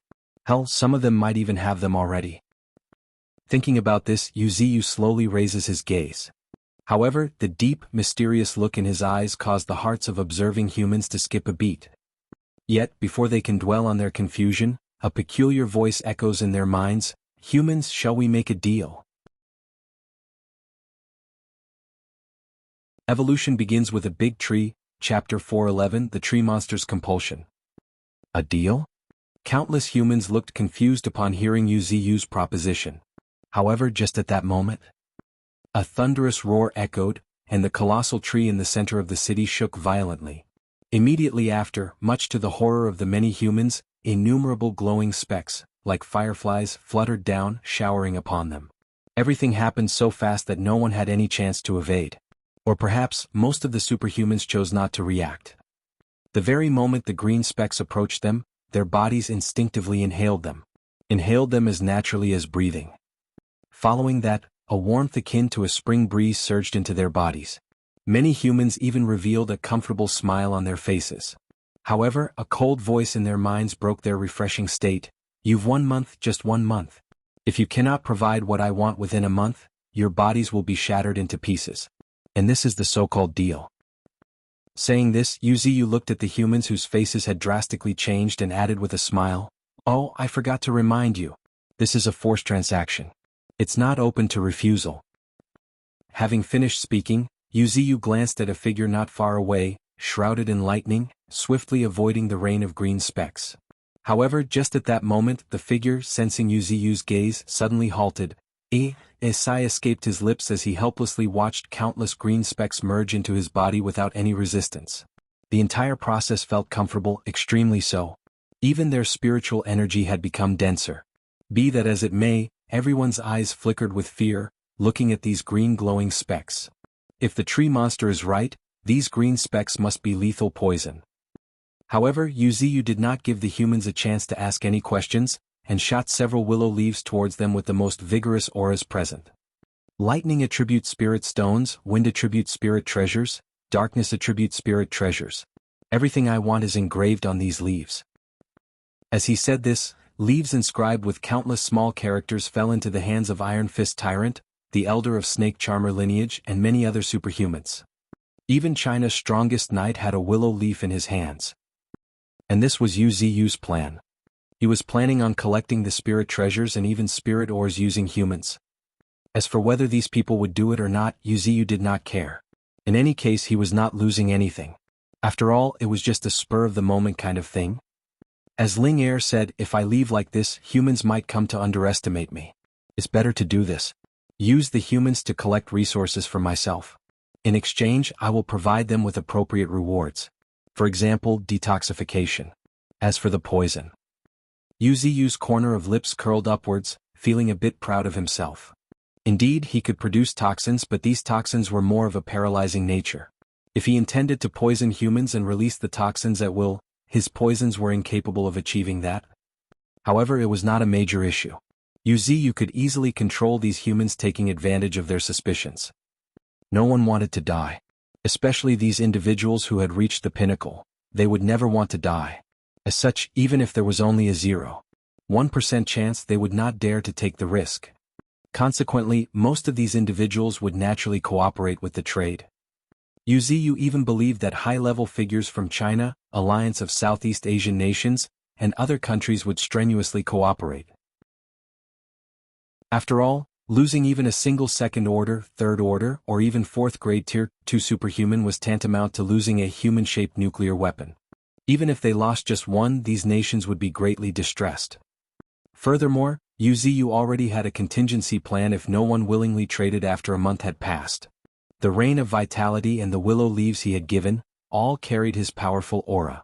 In other words, when necessary he could lock onto these individuals thanks to these auras.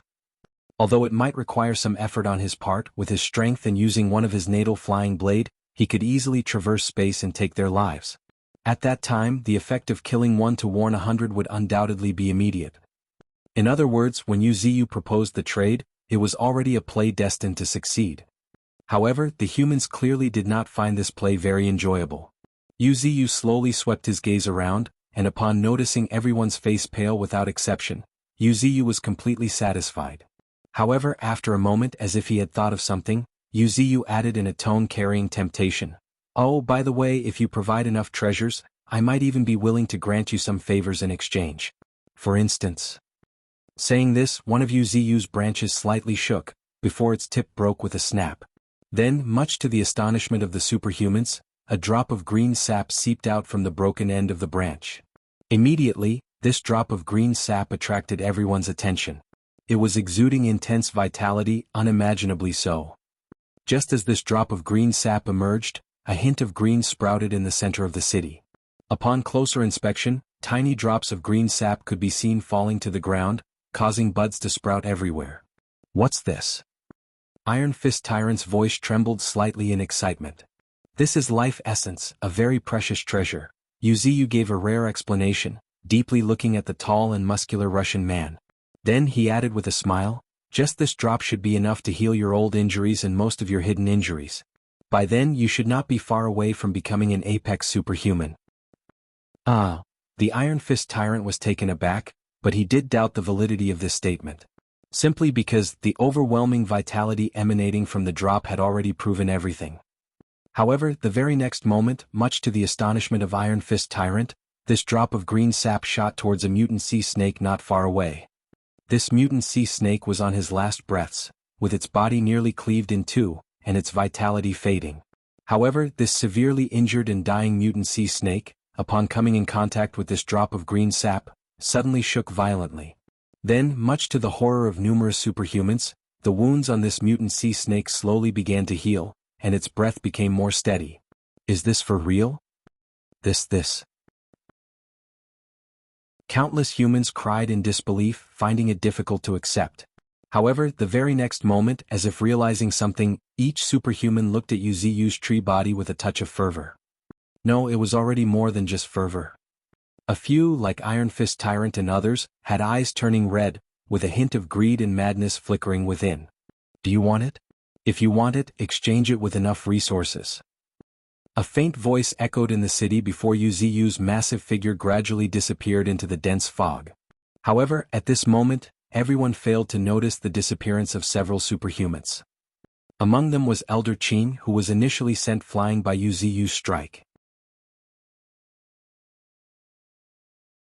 Evolution begins with a big tree, Chapter 412, Nine-Tails Breakthrough. The beast tied. In the pitch-black night, a streak of green light streaked across the land towards the west of the continent. However, at this moment, unbeknown to Yuziu, in a corner of the Taklamakan Desert in the west part of the continent. Yip. A loud and resonant fox's scream, seemingly coming straight from ancient times, resounded through half the desert. Gazing upward, one could witness a cluster of deep red flames gathering in the sky across half of the desert. In the midst of these seemingly endless deep red flames, one could also catch a figure with 4 limbs floating within, stretching its body completely. Additionally, enormous tails were attached to its rear, swaying gently like banana leaves. 1, 2, 3. Counting the tails behind 9 tails, the voice of 5-color spirit flower sounded a bit surprised. It seems like 9 tails has gained another tail, the 5-color spirit flower mumbled in astonishment, her attention focused on the 4th tail behind 9 tails, which seemed tender and smaller in size. Indeed. Nodding, Golden Ant also affirmed. Then, looking at the puzzled 5-color spirit flower, Golden Ant explained, every time Elder Sister advances she gains an additional tail. Hearing this explanation, the 5-color spirit flower was even more astonished and stated in disbelief, you mean 9 tails has become a Tier 3 transcendent? Golden Ant hesitated for a moment, a bit somewhat uncertain. He did not know much about 9 tails. However, sensing his elder sister's aura growing more and more horrifying, he asked doubtfully, seems like a breakthrough, doesn't it? Seems like? I don't know. Shaking his head decisively, Golden Ant could not provide a precise answer. However, at this moment, a very enchanting voice echoed in their minds, half-step. Saying that, 9 tails emphasized again, now I could be considered a half-step Tier 3 transcendent, with only a bit more than 900,000 spiritual energy. If I can absorb enough spiritual energy, breaking through to Tier 3 should not be difficult. Having finished speaking, 9 tails in the sky slowly lowered her head. After a moment, like a whale inhaling water, a terrifying suction came from the sky. At the same time, wisps of red spiritual energy rose from the hill in the desert. In the blink of an eye, the wisps gathered into a storm of flame, swirling towards the sky. As she continued to absorb vast amounts of fire attribute spiritual energy, 9 tails' aura grew even more frightening. Consequently, her 4th tail behind her grew a little thicker. However, just at this moment, roar, roar, roar. Continuous roars and howls echoed on the horizon. Evidently, the commotion caused by 9 tails' breakthrough had alarmed most of the mutant beasts. In the distance, sand waves hundreds of feet tall could be seen surging over. Riding atop of the sand waves was an enormous serpent, yellowish-brown in color, dozens of feet wide, seemingly made of sand. The sand python happened to be one of the most terrifying mutant beasts in the Taklamakan Desert. Each of its attacks could create enormous sand waves. On another side, the ground was fiercely quaking. Looking closely, one could see numerous basketball-sized, rats-like, sandy yellow creatures approaching. These sandy yellow creatures were desert rats, exclusive to the desert. However, they too happened to be a dreadful type of mutant beast. Wherever they went, the land would be reduced into desert. They were one of the pioneers in the development of the Taklamakan Desert's territory. And in the rear of these desert rats, there was a huge desert rat over 10 meters long. Its eyes, like soybeans, would occasionally dart around, a hint of cunningness and cruelty flickering in them. A beast tied. Big Sister's breakthrough has alarmed these terrifying beings of the desert. With a touch of solemnity, Golden Ant clenched his fist. What else can these guys do, apart from taking advantage of others' troubles? Full of complaints, the petals of the 5-color spirit flower began to slowly tremble. At the same time, an inexplicable force began to spread in all directions. For these guys surviving in the wild, once they smell an opportunity, they will go for it regardless of everything. Expressing his opinion in a cold voice, the transcendent snow leopard began to stretch his body. However, judging by his serious expression, it was clear that this beast tide was not something easy to deal with either. After all, the majority of the creatures in this beast tide were formidable in strength. Otherwise, they would not dare to come and claim a share of the spoils. These entities were strong enough to fight Golden Ant and others on equal footing in one-on-one combat. And now they were coming in swarms. However, at this moment, even the terrifying perception of the five-color spirit flower failed to detect that, deep in the Taklamakan desert. Tap tap tap. Accompanied by heavy footsteps, a human-shaped figure slowly walked out. This aura, someone has reached my level again? A deep, hoarse voice echoed in the depths of the western desert, causing the surrounding air to freeze, as if some almighty existence had descended. At this moment, the five-color spirit flower and the others engaged with the approaching beast tide. Attack! Tenderly shouting, the petals of the five-color spirit flower trembled uncontrollably. At the same time, the pupils of the countless mutant desert rats that were attacking suddenly constricted. Much to the astonishment of their companions, these desert rats actually pounced on their nearest companion and bit. In the moment of pain, the desert rats, not controlled by five-color spirit flower, counterattacked without a moment of hesitation. They bare their sharp fangs as a hint of fierceness flashed in their deep eyes. In just an instant, thousands of desert rats were entangled in a chaotic battle, dyeing the desert red in an instant. Sensing the commotion, a terrifying mutant desert rat in the rear let out a terrifying squeak. Squeak! The terrifying squeak swept layer after layer of sand into the air, reaching such heights that the skyline turned dark. However, it caused a dramatic change in the expression of five-color spirit flower. Because, at this moment she lost control of nearly half of the desert rats. Apparently, the desert rat king had awakened most of its kin with a squeak. Sighing, five-color spirit flower also felt somewhat helpless. She glanced at the nearby Inferno Snake clan, who were already prepared and ordered, "Stop them." Yes. Responding in unison, the two leaders of the Inferno Serpent clan then hissed towards the sky. Hiss, hiss, hearing their terrifying hisses, the innumerable flame-like Inferno snakes rushed out, bringing up a billowing sea of flames along, fueling their terrifying momentum further. They were definitely not inferior to the Desert Rat clan, which was bringing in waves of sands. On the other side, Golden Ant, Lupin, and Snow Leopard, among others, gazed solemnly in several other directions. Just stall, don't push it. Reminding them, Golden Ant shot towards one direction like a cannonball. Strength boost, 1st stage. No sooner had Golden Ant finished speaking, his aura underwent a drastic change. However, just right after, Golden Ant whispered again, strength boost, 2nd stage. Asterisk boom. Asterisk accompanied by a fearsome Golden Ant's entire body shrugged with a tinge of blood color. However, before the red color could linger, the rising temperature of Golden Ant's body evaporated the blood. From a distance, Golden Ant seemed to be enveloped in a mist of blood, and the extremely terrifying aura emanating from him made everyone feel suffocated. Faintly, everyone felt their chests tighten up.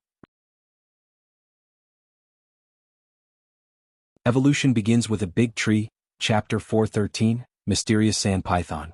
Armadillo Lizard. A deafening roar reverberated through the sky as a terrifying shockwave spread to the farthest distance. Looking up, a colossal python, seemingly made of sand, had been punched through with a hollow the size of a water bucket. What made Golden Ant's pupils contract was that the giant python that appeared to be made of sand did not lose momentum. Instead, it lashed back with an even more horrifying speed.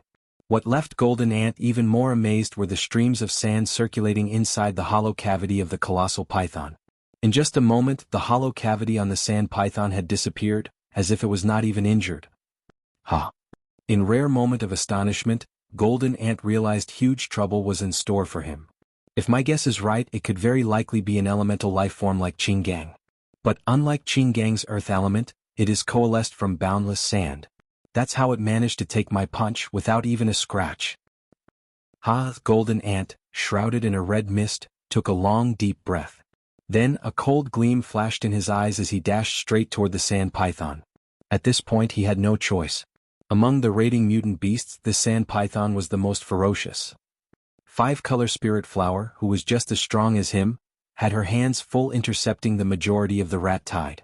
She was already at her limit. As for the rest, they were incapable of stopping this sand python. Apart from him, no one else was up for this task. Thinking of this, Golden Ant's eyes became even colder. Faintly, a very cold voice lingered in the air, strength boost, 3RD stage. The third stage was the limit of Golden Ant's current body. This time Golden Ant had decided to reach a swift conclusion. There was no room for any delay. And just as the Golden Ant's words fell, asterisk boom, star. A sky-shattered crash resounded through the desert, followed by a blood-red tornado rising into the sky. However, deep within this blood-red tornado, a tiny figure could be seen rushing towards the oncoming sand python like a meteor. Asterisk boom. Asterisk a deafening clap reverberated through the sky as a mushroom cloud rose in the desert. Adding to the dread, the desert fiercely shook as a massive crater, the size of a small city, appeared. Old Fourth is so terrifying? Not to mention other mutant beasts, even the well-experienced five-color spirit flower could not help but gasp in shock. This level of might and destruction was simply too appalling. However, right then the five-color spirit flower's expression suddenly changed. Be careful. With a hint of urgency, a voice rang in Golden Ant's mind. At this time, Golden Ant, who happened to be kneeling in the center of the crater, also seemed to have noticed something and swung a backhand punch. Asterisk boom. Asterisk the terrifying punch gave rise to a fearsome storm just from the resulting air pressure. Hisses, a shrill hiss but different from a snake's hiss, suddenly echoed from the deep pit. Looking toward the source, Golden Ant was taken aback at the sight of a terrifying figure coalesced from sand hovering in the air, wreathed in pain as countless wind blades continuously cut through it. But the next moment, swash, the sand suddenly became loose and sprinkled to the ground like raindrops. It disappeared again, Golden Ant murmured to himself, his face becoming increasingly gloomy. It was strange, extremely strange. The punch he had just unleashed was devastating enough to crush it, but the instant it was destroyed, the sand python disappeared. Suddenly and without a trace. And now it appeared once again, coalescing using the sand. Is this really a mutant python? In doubt, Golden Ant gritted his teeth. His body happened to be under tremendous strain. If he failed to end the battle soon, his body might shatter even without the intervention of this weird creature.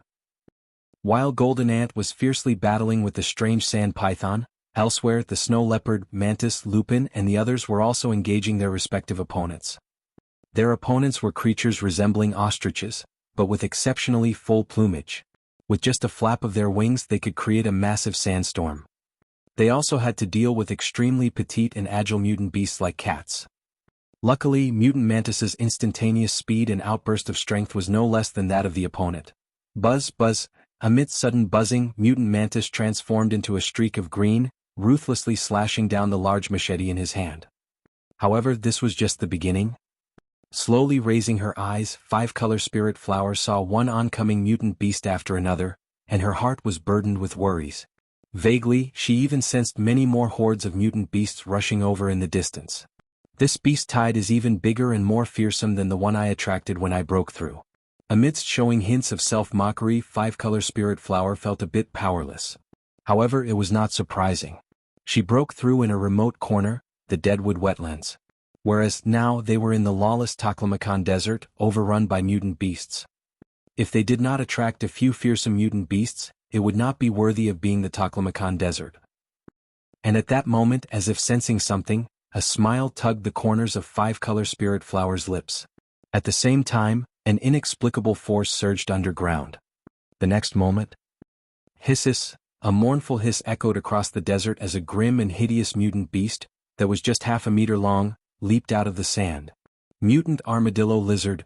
Looking at this mutant creature, five-color spirit flower's voice turned even colder. The mutant armadillo lizard happened to be a very dreadful mutant beast. It had a tiny body, but its entire body was covered in armor like large scales, dark yellow in color. According to the Human Encyclopedia, when this creature encountered danger in the wild, it would bite its tail and face all the hard scales toward the enemy to protect the soft part of its abdomen. Now this Tier 1 mutant armadillo lizard, after encountering her psychic attack, did just that. Biting its tail tightly, it curled its entire body into a ball. Slowly, it even started rolling as if it would accelerate and roll towards a distant location in a moment. Since you like to roll so much, then roll towards the beast tide. Coldly smiling, five-color spirit flower strengthened her control over the creature once again. The next moment, asterisk swoosh.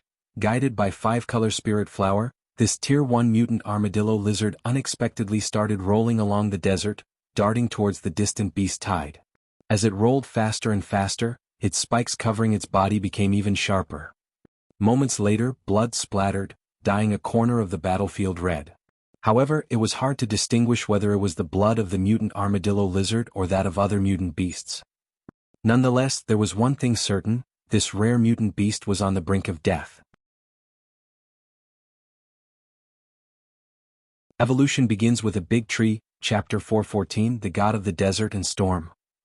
Roar, roar, roar, roars and hisses resounded like tides as more and more mutant beasts approached. Despite the 5-color spirit flower and others' desperate efforts, it would still be difficult to stop the beast tide from advancing. However, at that very moment, the eyes of Nine Tails, who was quietly standing in the air, flickered as a cold look took over her face. It seems that I'll have to attempt another breakthrough. Sighing, deep red flames like rising straight from hells burned within the depths of her eyes. But in a moment, as if sensing her decision, an anxious voice interrupted her. Hold on, Nine Tails. Interrupting your breakthrough is equivalent to damaging your own foundation. The next time you try to make a breakthrough, it will definitely be even harder.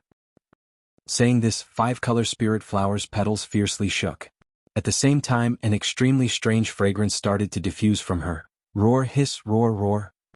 Immediately, countless mutant beasts let out roars and hisses, apparently excited.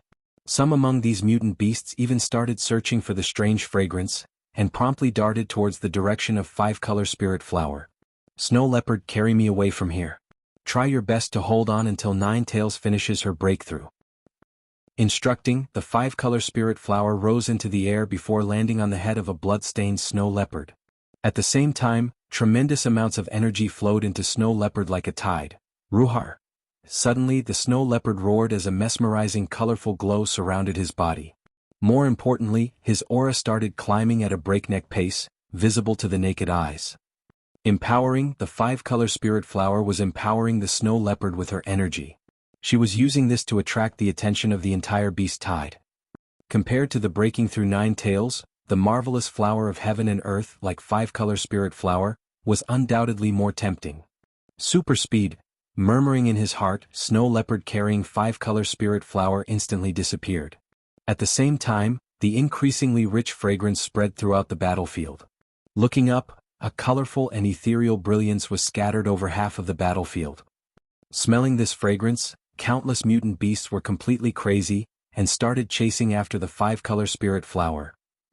At this moment, on a distant hill, a humanoid figure suddenly narrowed its eyes, as if discovering something shocking. Surprisingly, so many good seeds have gathered around him. The corners of the figure's mouth spread as if smiling. If humans and mutant beasts managed to catch a glimpse of this figure, they would be horrified because this guy was actually one of the 10 monstrosities of the continent, ranked 4th, the Lord of Desert, Seth. He had the head of a jackal and the body of a human. His ears were long and rectangular and his snout long and curvy. However, it would be more accurate to describe it as a hyena's head rather than a jackal's. This sinistrous jackal-headed humanoid creature had once wiped out a small desert country overnight. Not to mention humans, even many mutant beasts were terrified of his fearsome strength. Rumor had it that no one had seen his true face. All they knew was he called himself Seth. This sentence could be interpreted in another way: anyone who had seen his true face was dead. As for Seth, those who were knowledgeable in myths and legends of desert would definitely know that Seth was not just any name. It was the name of a god revered in ancient Egypt, also known as the god of the desert and storm. Perhaps many humans might not have heard his name, but his son, Anubis, the legendary god of death, who was rumored to have a jackal head and the body of a human, was pretty well known. And now, a humanoid mutant beast was actually proclaiming itself with the name of the legendary god. One could imagine what this implied. No explanation was necessary. Or rather, when the Lord of the Desert, Seth, raised a tree branch resembling a scepter, everything was already determined. Storms of the underworld heed our call and descend. As he murmured, the clouds grew denser and darker, turning the sky dark along with themselves. The next moment, much to the astonishment of countless mutant beasts, a black storm unexpectedly appeared out of nowhere. However, this black storm seemed to encompass both the sky and the earth. From a distance, it appeared as if an apocalyptic storm was sweeping through. What's going on? Five-color spirit flower exclaimed in disbelief, her voice faintly trembling. Unbelievable, this is really unbelievable. There is actually such a terrifying existence in the western desert. At this moment, not to mention five-color spirit flower, even Ninetails was horribly shaken. In her senses, a harrowing presence, far beyond that of a Tier 2 transcendent, had appeared on the horizon out of nowhere. It was unfathomable and full of violence and destruction. She merely sensed it for just a moment, yet it had shaken Ninetails' very soul. How could such an entity exist? With a touch of disbelief, Ninetails looked towards the distance in astonishment. Faintly, she could make out a figure holding a scepter high behind the black storm. However, just at this moment, as if sensing Ninetails' gaze, a hoarse and thick voice suddenly echoed from the horizon. It was from Seth. "We've come to defend you. Continue breaking through in peace." Just as these words echoed, the massive black storm encompassing both the sky and earth swept towards the beast tide that stretched across the desert. Roar, roar, roar. Wails of despair filled the desert as countless mutant beasts, unable to escape, were engulfed by the storm, dyeing it red with their blood. However, this was not the end of it. Because, at this moment, the figure holding the scepter actually pointed it at the desert, with powerful fluctuations spreading from his scepter with a thunderous clap. At the same time, the desert began to seethe as if it was given life. Roar, hiss, roar, roar. Desperate roars and hisses abruptly rose and disappeared as the desert swallowed countless mutant beasts. Crack, cracking sounds of bones breaking and shattering echoed as if they were thoroughly crushed, leaving a pool of blood staining the sand red. And amidst this harrowing sight, that looked no different than the end of world, a figure holding the scepter slowly approached. Tap, tap, tap. Amidst heavy footsteps, growing louder with each step, five-color spirit flower and even Ninetails caught sight of a humanoid figure with the head of a jackal and the body of a human. But surprisingly, this figure did not even spare a glance at them. Instead, it picked a remote corner and sat cross-legged, seemingly consistent with what he had claimed to protect. "Why are you helping us?" Completely puzzled, Ninetails voiced her doubt. "This time we've come only for the celestial tree." After giving an explanation, a rare thing on his part, the figure chose to close his eyes. Evolution begins with a big tree, Chapter 415, Origin of the Mysterious Seth. The term, celestial tree, in Egyptian mythology was the title for a divine tree, and its name suggested a connection with the heavens. According to the records, it represented the sky in Egyptian mythology, and all gods reside on this tree. The leaves and fruits on this tree were believed to be the celestial bodies such as the sun, moon, and stars. Now, the Lord of the Desert, who called himself Seth, referred to Zu as the celestial tree, expressing his obvious respect. Aware of this point, Ninetails slowly closed her eyes, choosing to focus on her breakthrough. After all, for someone as terrifying as him, there was no need to resort to deception. If he wanted, he could suppress them effortlessly. So why bother fabricating lies? Shortly after that, the entire battlefield was suppressed by the desert and storm. In the face of a catastrophic force such as a natural disaster, individuals were undoubtedly insignificant. Perhaps, for the Lord of the Desert, Seth, he could erase Tier 0 creatures with a mere breath. This was the terrifying part of a Tier 3 transcendent, which was designated as catastrophe class. With a raised hand, he suppressed the battlefield. With a wave, he flattened the multitude of beasts. After a short while. Cough, cough, cough. In the midst of coughing, a claw suddenly emerged from the desert, which had just witnessed mutant beasts buried in the sand. And following this, a tiny golden figure slowly crawled out. That was really terrifying. Expressing his deep admiration, Golden Ant looked at the battlefield now littered with bones and mutilated pieces of flesh, a hint of shock apparent in his eyes. Apparently, this scene left quite a big impact on the current Golden Ant. However, what Golden Ant did not know was that even someone as strong as the Lord of the Desert was utterly horrified when he witnessed Zu's figure that day. The stronger one was, the better one could fathom Zu's terror. For beings like the Golden Ant and even Ninetails, who had just advanced to Tier 2, they could not begin to fathom the terrifying strength of the current Zu. However, one thing was certain. Both Golden Ant and Ninetails firmly believed that their divine tree was invincible. It was an indisputable fact. Over the years, Wuxia had given many mutant beasts the greatest confidence. From the bottom of their soul, they believed that the invincible divine tree would surely rule the entire era. Time passed slowly, and in the blink of an eye, several days had passed. On this day, the expression of the Lord of the Desert, Seth, seated cross-legged on the ground, suddenly changed, and he gripped the specter in his hand tightly as if sensing something. The very next moment. Boom, boom, boom.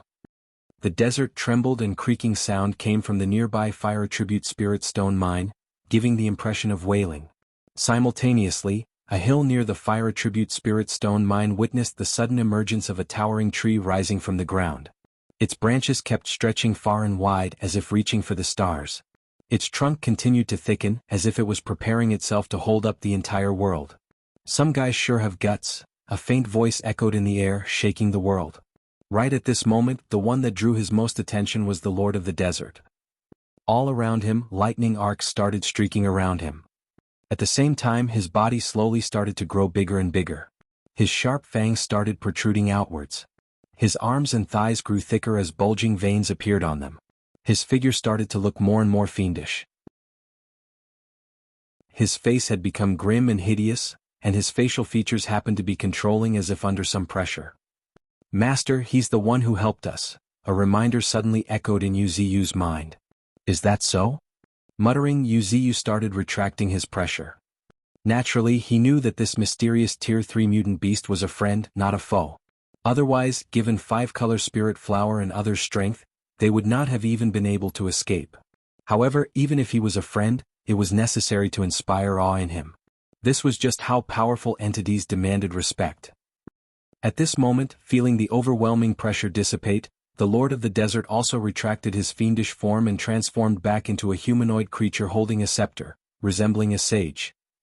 Exhaling the long deep breath, the Lord of the Desert, Seth, suppressed the shock in his heart and respectfully greeted, "Greetings, Celestial Tree." Celestial Tree? Wuxia was a bit puzzled by this new way of address. After a moment, seemingly aware of Wuxia's confusion, the Lord of the Desert, Seth, calmly explained, "According to human culture I've studied, the celestial tree symbolizes the heavens. All the leaves and fruits on its branches represent the celestial bodies in the sky, such as the sun, moon, and stars." "So that's how it is." Wuxia nodded as realization dawned upon him. "This should be a form of address. At least, the respect he is showing before me is genuine." Of course, the most important thing was that he had saved Ninetales and the others. That was also the reason why Wuxia, upon sensing his presence, did not immediately attack. Otherwise, even if he was a Tier 3 Transcendent, he could do nothing before Wuxia. With only 2 million spiritual energy and the lack of any divine ability, he was not qualified to face Wuxia, who already had 1 foot in Tier 4. Although it would be a bit troublesome, it was not impossible for Wuxia to suppress Seth, given his current strength. However, it was not the time to dwell on these matters. Wuxia turned his attention to the battlefield, and after pondering for a while, he roughly understood the course of events. If I'm right, the commotion caused by Ninetales' breakthrough must have attracted the beast tide. Considering this, Wuxia took the initiative to convey his gratitude. "I appreciate your timely help. Although I don't know why you helped Ninetales, I appreciate your kindness." As soon as he heard Wuxia's words, a rare look of happiness and excitement appeared on the Lord of the Desert, Seth's face as he responded, "Thank you, Celestial Tree, your words are more than enough." "Ah." Wuxia nodded slightly, not caring much about it. With his astuteness, he could naturally tell that Seth had set his sights on him. However, considering that Ninetales and even 5-color spirit flower survived because of him, Wuxia acknowledged his goodwill. This was his minimum principle. Compared to the initially tense atmosphere, the subsequent conversation was quite pleasant.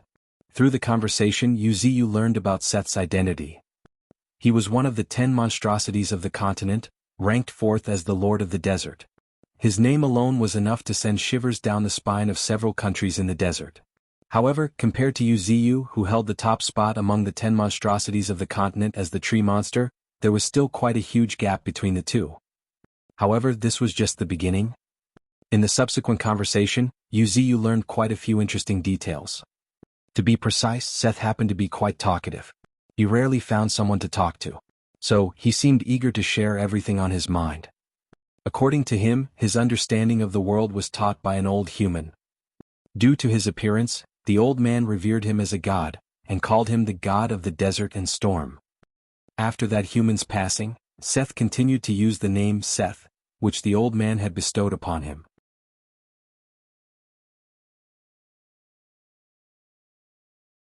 Evolution begins with a big tree, chapter 416, Soul of Darkness. Ninetales breakthrough. Celestial tree, I intervened this time only to obtain a branch from you, the Lord of the Desert. Seth finally revealed his purpose after chatting for a while. A branch? Yes, a branch. Nodding, Seth did not conceal anything, straightforwardly stating, I have a formidable enemy, a darkness attribute mutant beast. I'm having a hard time taking it down. I need to rely on your abundant life force to suppress its dark energy. At this point, Seth glanced at the healed golden ant not far away and added, the sand python you encountered the other day was just a wisp of its soul. A wisp of its soul? Astounded, the golden ant was stunned. It's formless and utilizes sand to take a corporeal form and then use it to attack others. Isn't that the reason you found it difficult to crush it? Listening to Seth's explanation, Yuziu's curiosity was also piqued. Is there really such a bizarre existence in this world? At this moment, seemingly sensing Yuziu's curiosity, Seth's face darkened. He promptly and actively explained, the soul of darkness is a terrifying existence living in the depths of the Taklamakan desert. It is no less terrifying than me. It can split itself into countless wisps, and each wisp can sustain a mutant beast or any tangible form using sand. That kind of peculiarity is rarely seen in the world. Moreover, it's nearly immortal. Even if I use my entire strength, it's difficult to deal with. At this point, the Lord of the Desert seemed to recall something unpleasant and added in a cold tone, originally, it devoured the soul of that old human and later on, it manipulated thousands of humans to crusade against me. It was for this reason that I, in a fit of rage, slaughtered almost an entire country. Listening quietly, the teenage form of Yuziu woven using countless rootlets raised an eyebrow, mirroring Yuziu's current mood. The soul of darkness had truly left Yuziu in surprise. It sounds even more bizarre than Ling Er. To think such a character, surprisingly, kept a low profile and hid in the depths of the western desert. Yuziu was unable to deny the sheer terror of this kind of bizarre existence. But that's okay. According to the Lord of the Desert, it seemed to be very apprehensive of vitality.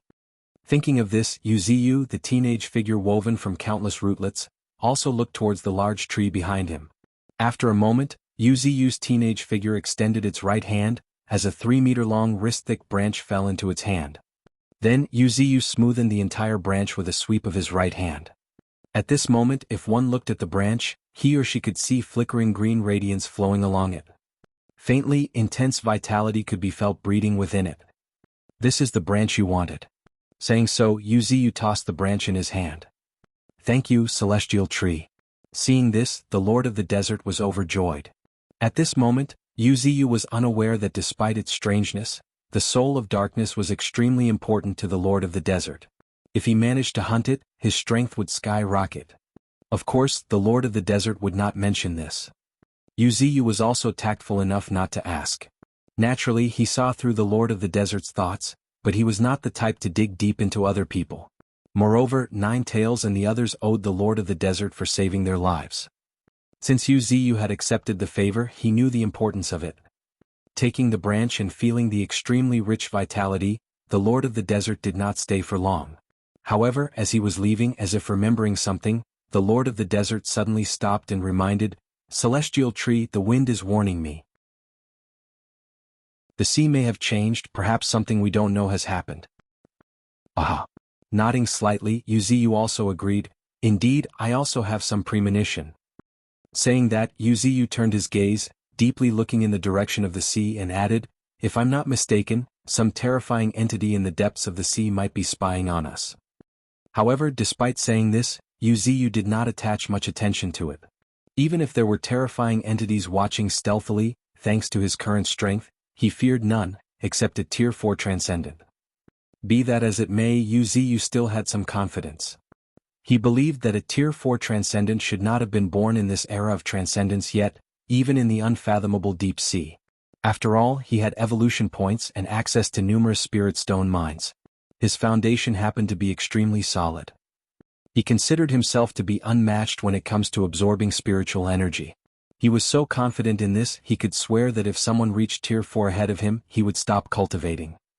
According to Yu's estimation, even in the depths of the ocean where the concentration of spiritual energy was highest, a tier 3 transcendent would have at most 4 or 5 million spiritual energy. 6 million spiritual energy was a significant threshold that could not be easily crossed. And he already possessed around 9 million spiritual energy. With some training and refinement he would be able to step into tier 4, becoming divine in the truest sense.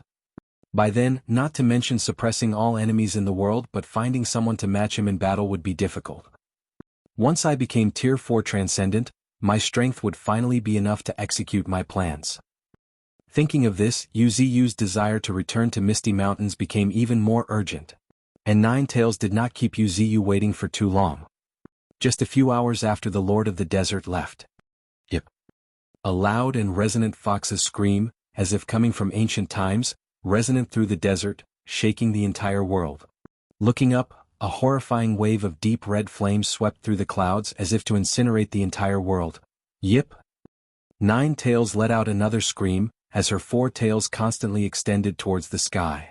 Her tails would gently sway every now and then, resembling banana leaves. However, with each sway, they would unleash a gust of countless sparks of flames. At the same time, intermittent lightning arcs started flashing around Nine Tails.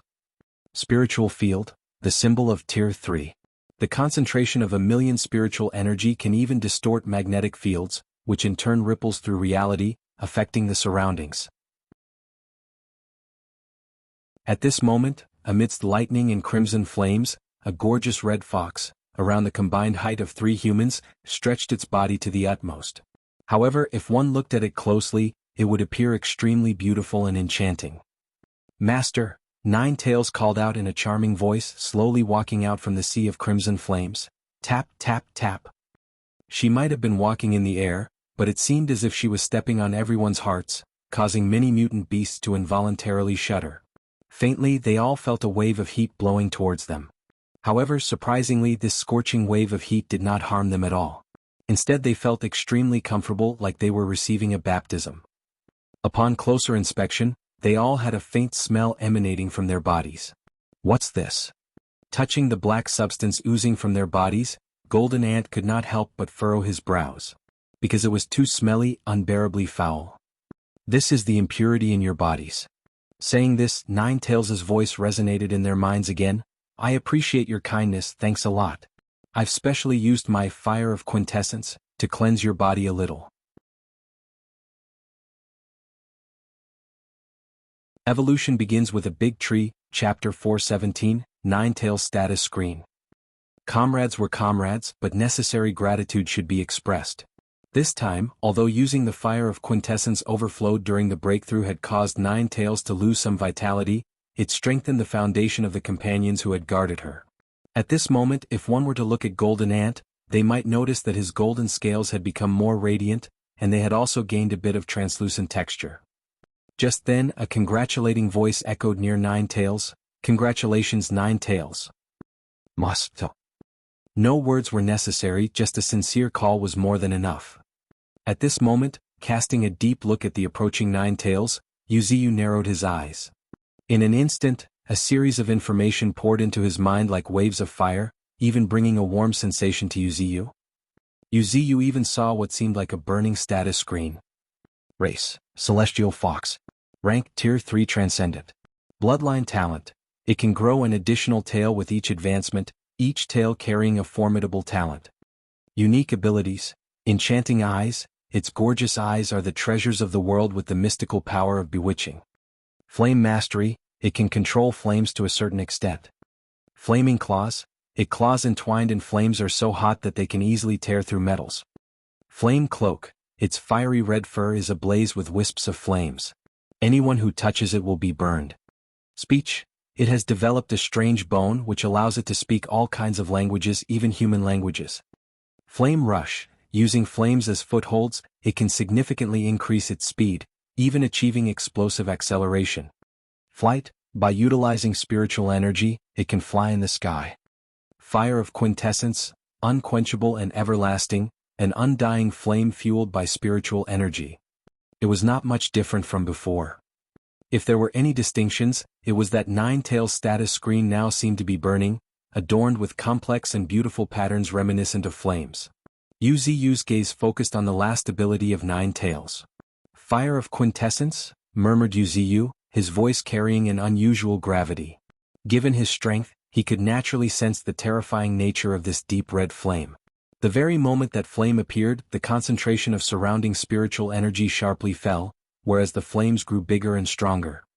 Seemingly aware of Yu's scrutiny, Nine-Tails raised her paw as a cluster of crimson flame burned in between her claws. This is an ability I awakened, the undying flame, and it is extremely terrifying. Once ignited, it won't die out unless spiritual energy is completely cut off from it. Listening to Nine-Tails' explanation, Yu nodded his acknowledgement. Then, with a teasing tone, he remarked, "This shouldn't be the most powerful ability you gained this time." Nine-Tails just chuckled, but she did not deny either. With a swoosh, a very thick tail swayed, gently caressing Nine-Tails' face. At that moment, Nine-Tails seemed to gain a touch of charm. "Each of my tails carries a formidable talent, and now the talent bestowed upon my fourth tail is undying. Not only does the flame become undying, even my body becomes indestructible." After listening to Nine-Tails' explanation, Yu got slightly piqued. After a moment, taking a closer look at Nine-Tails' body, Yu suddenly noticed a hint of distortion around Nine-Tails.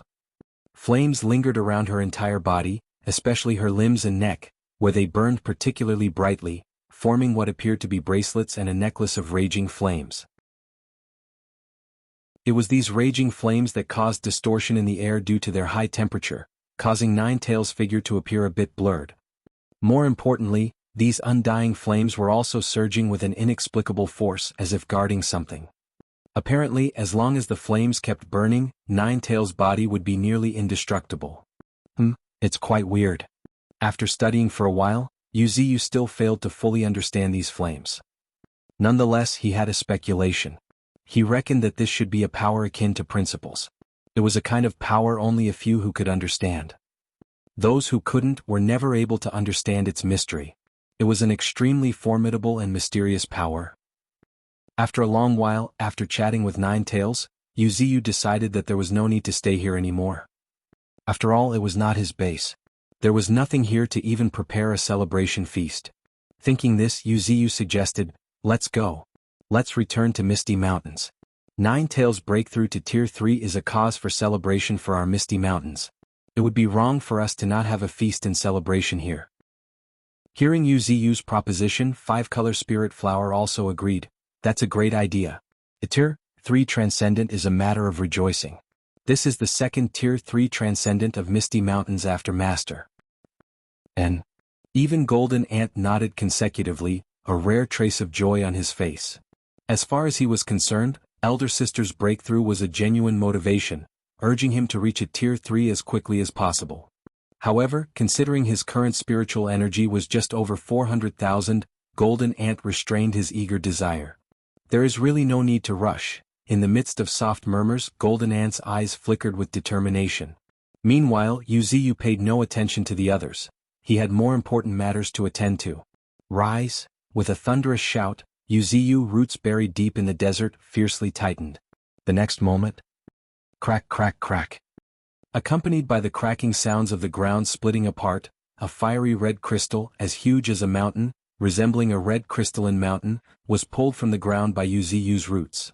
"Nine-Tails, this is the half of the Fire Tribute Spirit Stone Mine. You'll be bringing it back." Saying so, Yu threw the 70-80-meter-long red crystal, which resembled a mountain, towards the sky. "All right." Nine-Tails grinned as her tails extended to catch the oncoming chunk of Spirit Stone Mine. In just a moment, her tails had grown to about 40 to 50 meters in length. From a distance, it looked as if her enormous tails were covering the sky. Of course, the reason her tails grew so enormous was that each tail was formed with blazing flames, and these blazing flames seemed tangible, painting the sky in shades of red. Asterisk swoosh swoosh.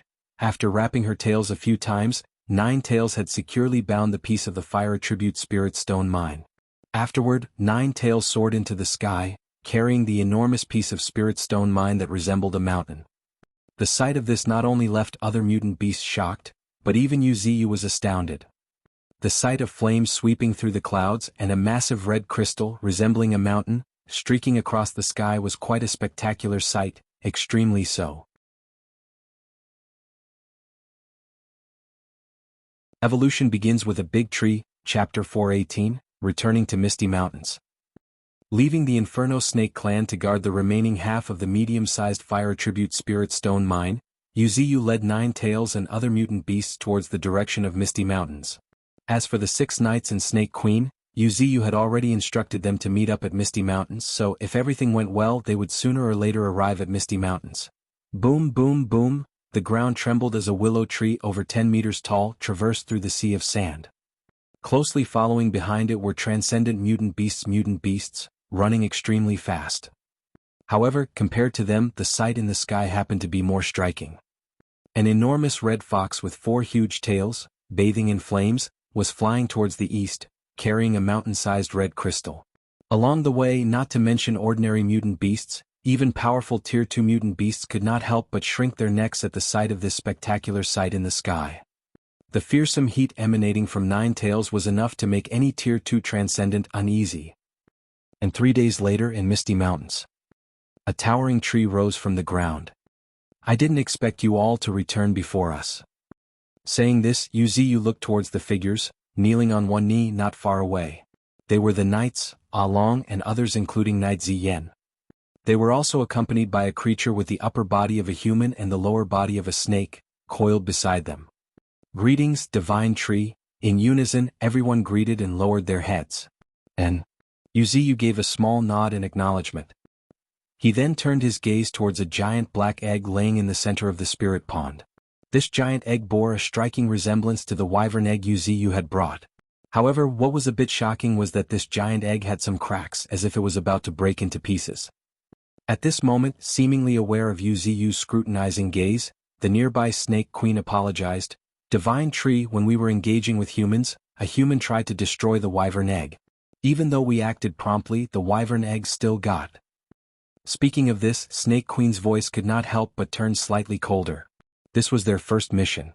For someone as proud as her, it was somewhat difficult to accept this result. "It's okay." Wuxia waved off his branch, not minding it that much. He just did not want the wyvern egg to fall into human hands. As for whether it shattered or not, it did not matter to him. Moreover, he still had another wyvern egg with better innate talent in his hands.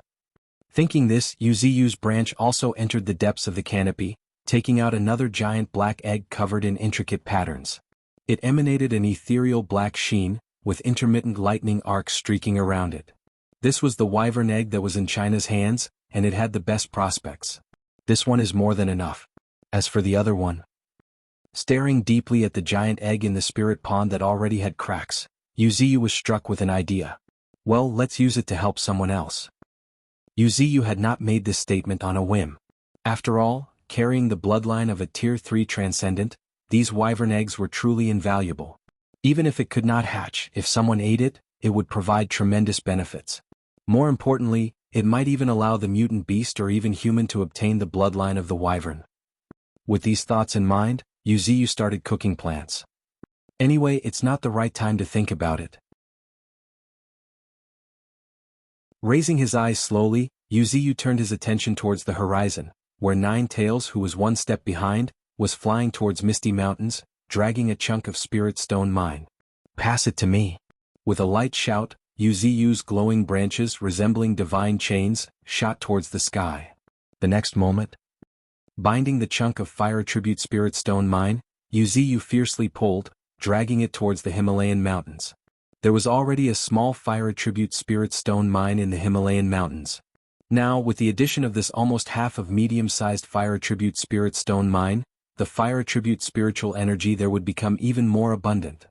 From then on, this place could be considered a paradise for the foremost fire tribute mutant beasts.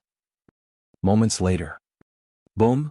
Accompanied by fierce tremors, the 70-80-meter-long piece of spirit stone mine fiercely crashed onto a peak of Himalayan mountains. Before the ordinary mutant beasts could react. Swoosh swoosh swoosh. One after another, black roots surged from the ground like giant pythons.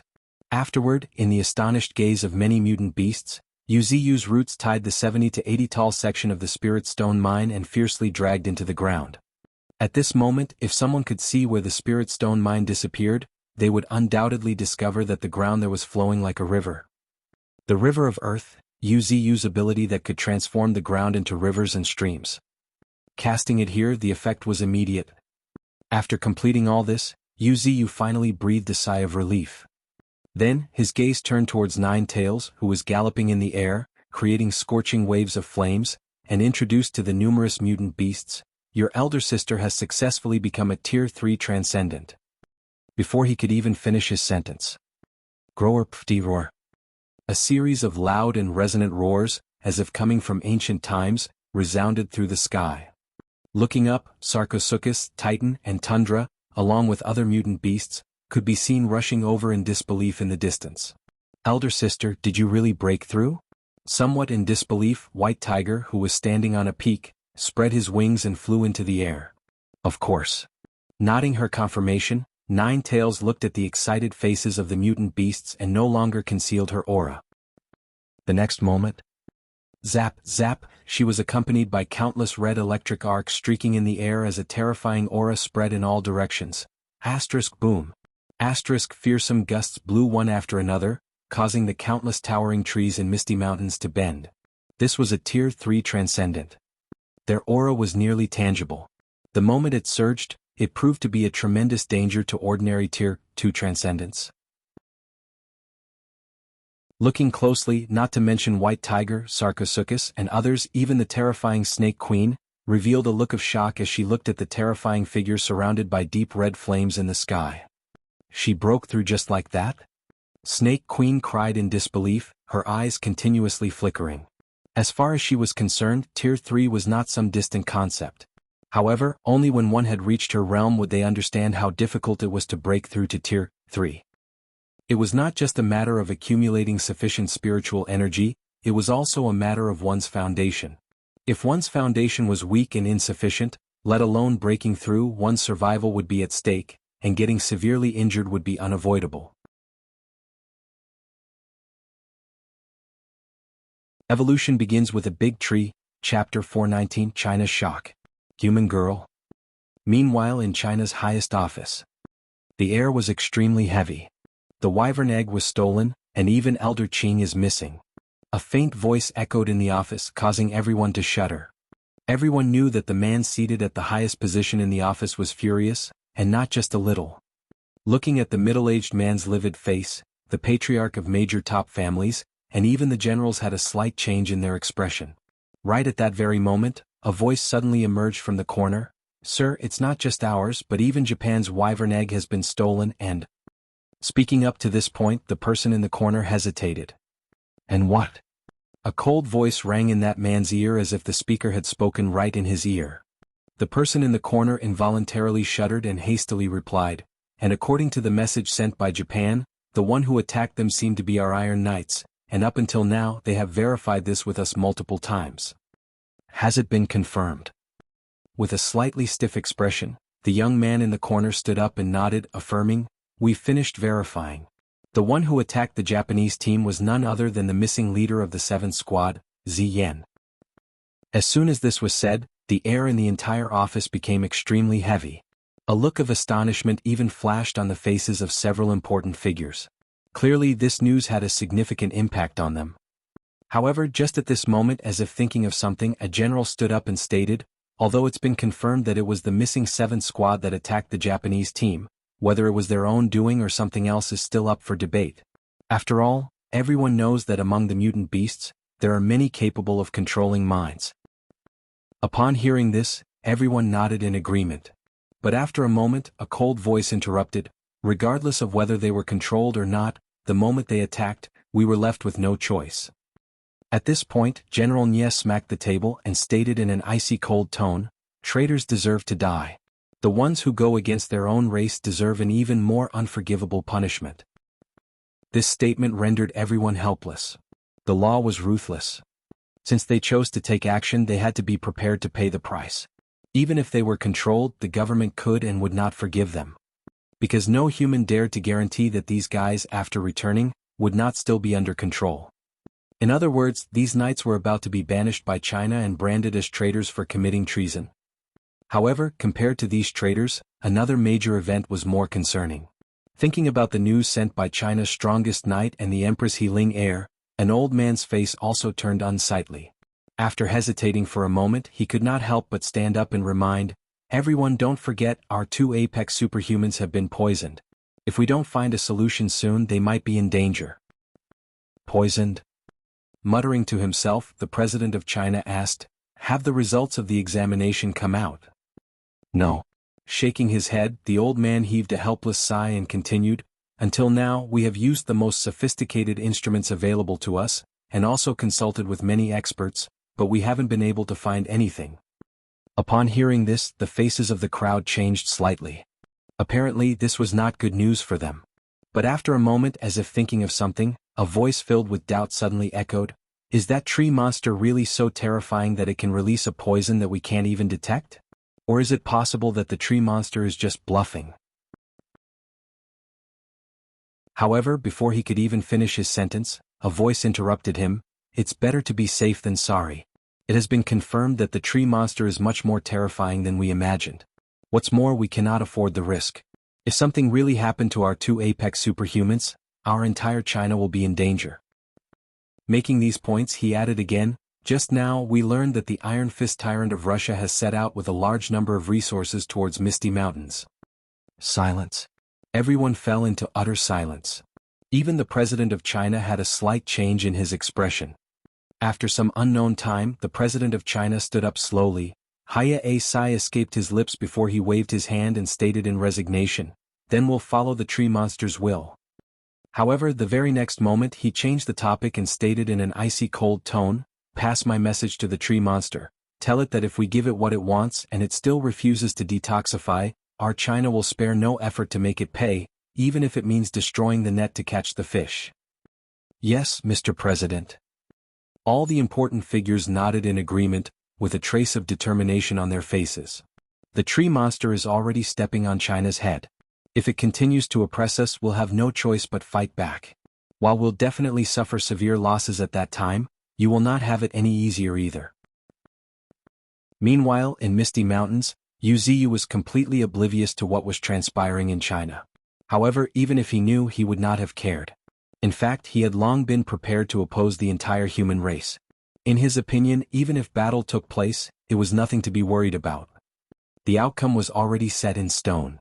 Given his current strength combined with 9 tails, Misty Mountains could already be considered invincible. Of course, this was just the worst-case scenario. China currently does not have the courage. Even if Yu Ziyu had to take the innumerable mutant beasts living in Misty Mountains into consideration, if a full-scale war broke out, the entire continent would be doomed, with mountains of corpses and rivers of blood flowing everywhere. This was not what Yu Ziyu or even China wanted to see. After all, besides Misty Mountains and China, there were many forces lurking in the dark. Divine Tree. A call interrupted Yu Ziyu's contemplation. Looking up, he saw a beautiful young girl with long black hair, standing quietly not far away from Yu Ziyu's tree body. "You've already gained control of her?" Asking, Yu Ziyu's eyes narrowed slightly. The beautiful, colorful glow flickering in the eyes of the girl did not go unnoticed by him. This was Soroli, a girl with the ability to listen to the voice of all things. She was also the gift that Yu Ziyu had brought back for 5-color spirit flower. By the looks of it, 5-color spirit flower was quite satisfied with her gift. The girl she was controlling had a small smile tugging the corner of her lips. Evolution begins with a big tree, Chapter 420, Divine Melody. The Horror of Misty Mountains. Divine Tree, this body's innate talent is pretty impressive. As she spoke, the girl took out a musical instrument. It was a different instrument than pungi, a bamboo flute. Her talent, voice of all things, and my ability, enchantment, have fused perfectly. Expressing her deep admiration, the girl began playing the bamboo flute. After a while, a long and beautiful melody echoed in the wind. Listening to this melody, even Yu Ziyu could not help but squint his eyes. He felt as the fragrance of flowers on the other side was dancing elegantly, rising and falling, slowly drifting over from a distance, filling his heart. By the time Yuziyu reacted, 15 minutes had passed. At this moment, as Yuziyu's gaze drifted into the forest, he astonishingly discovered that each and every mutant beast appeared to be intoxicated. Even the ancient trees in the forest were swaying gently as if dancing. Well? In a rare moment of amazement, Yuziyu turned his gaze towards the young girl. After a moment, a series of information flooded into Yuziyu's mind. Unique abilities, divine melody, the perfect fusion of Soroli's innate talent, voice of all things, and 5-color spirit flower's unique ability, enchantment has sublimated into a strange power that can influence or even control others through sound. Yuziyu gave a joyous nod, feeling a bit proud. I guess my insight is pretty good. At least I have chosen a pretty decent gift for 5-color spirit flower. If properly cultivated, perhaps an expert who can kill with music might emerge in the future? Of course, it was Yuziyu's one-sided desire. Currently, 5-color spirit flower seems to be a little unfamiliar in controlling Soroli. Not to mention anything else, she was still pretty inexperienced in playing musical instruments. After a long time, the music finally stopped before a helpless voice echoed in the air. Divine Tree, I feel like I need to learn what humans call music. You can. Nodding, Yuziyu further promised, if I get a chance, I'll bring you a musician. 5-color spirit flower grinned upon hearing this, even her voice carrying a touch of joy. I knew it, Divine Tree understands me best. At this point, 5-color spirit flower suddenly paused. Immediately after, her petals trembled slightly as if sensing something. Then she asked to confirm, Divine Tree, have the humans really come? Her voice carried a hint of surprise and confusion. How can humans step foot in a forbidden zone like Misty Mountains? What's more, they don't appear to be weak at all. Are you kidding me? When did humans become so courageous? But before 5-color spirit flower could dwell on it further, a deep and thick voice echoed from the dense fog. Greetings, Divine Tree, I, Benson, have come to keep the appointment. I request to meet you. Greetings, Divine Tree, I, Benson. Benson's voice echoed through most of Misty Mountains. You're here. Yuziyu chuckled, a bit surprised. He really had not expected for the boorish Russian to be so decisive. Nonetheless, a guest was a guest. More importantly, the Iron Fist tyrant, Benson, seemed to have brought something he desired. With these thoughts in mind, Yuziyu manipulated the thick fog. Meanwhile, in the northern part of Misty Mountains. At the northern side of the Misty Mountains, a black convoy came to a stop, with dozens of people standing silently on the side. Among them, the renowned expert of Russia, the Iron Fist tyrant, Benson, was standing respectfully at the forefront. However, if someone observed carefully, they would notice that even this expert, who had shaken the entire nation and even half the continent, had a look of uneasiness and even anxiety. You're here? A light laughter suddenly echoed in their ears. Before Iron Fist tyrant, Benson could react, the perennial mist of Misty Mountains parted on either side, revealing a path wide enough for a convoy to travel. Well? After a momentary surprise, Iron Fist tyrant, Benson took a long deep breath. Then he waved his right hand and ordered, beckoning to the convoy, let's go. With that, he took a step forward, following the road, slowly heading deeper into Misty Mountains. The Misty Mountains were lush and dense. The bushes and the towering trees on either side made the surroundings dark and humid. Adding more to the dread, the dense mist drifting on both sides seemed to be changing endlessly. Occasionally, deep and resonant roars, as if coming from ancient times, could be heard. Is this the mythical mist beast of Misty Mountains? Peering into the depths of the mist, and spotting a colossal monster formed from mist, Iron Fist tyrant, Benson's pupils could not help but constrict, with a trace of vigilance flickering within them. With his strength, he could naturally see that this mist beast was only at Tier 1. However, its indestructibility was what made it truly scary. Without any specific countermeasures to deal with it, just this Tier 1 mist beast would be enough to pin him down for quite some time. Furthermore, this was just the tip of the iceberg of Misty Mountains. As they progressed, the road became even darker, with tree roots trailing on either side like railings, extending towards the depths. Crunch, crunch. Stepping on a thick layer of fallen leaves, the convoy headed gingerly deep into the Misty Mountains. Every Russian had large beads of cold sweat dripping down their temples. The dark and gloomy forest brought nothing but fear. It was like an ancient forest, the oppressive pressure of the misty mountains caused everyone's heart to be gripped by a chill. Even the palms of the drivers holding the steering of the black trucks became cold and sweaty. Suddenly, a terrifying roar reverberated through the forest. Ruhar! The entire convoy instantly came to a halt. Right then, everyone saw a snow-white leopard leap out from the mist, landing in front of them. On the back of this snow leopard sat a human girl. The reason they were certain that she was human was that Benson had seen her before. She was none other than Saroli, the genius of the snake charmer branch. At present, she was holding a bamboo flute and wearing a green dress. She resembled nothing short of an elf. However, what surprised Benson was that the current Saroli appeared unfamiliar to him. She was unlike her past innocent self. While the current Saroli was also wearing a smile on her lips, she had a profound and unfathomable air to her. Even someone as experienced and knowledgeable as Benson found it hard to read her at a glance. "I am the High Priestess under Divine Tree. Just follow right behind me." Her voice, calm and melodious, resonated like divine music but devoid of any emotions. High Priestess. Benson and the others were completely baffled. But by the time they reacted, they found Saroli riding on the snow leopard, already moving slowly towards the deeper parts of Misty Mountains.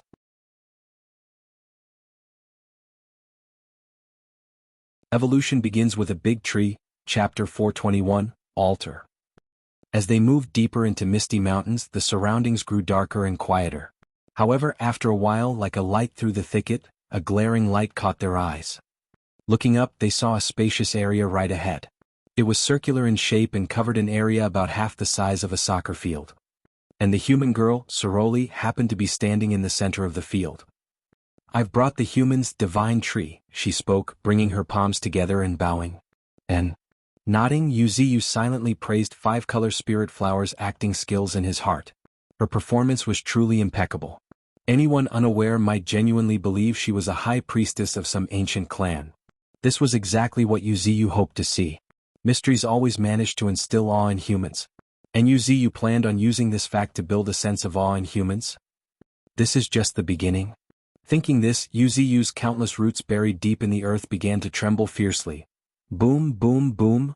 Then, in the horrified and astonished gazes of the Russians, the open area in the forest began to shake.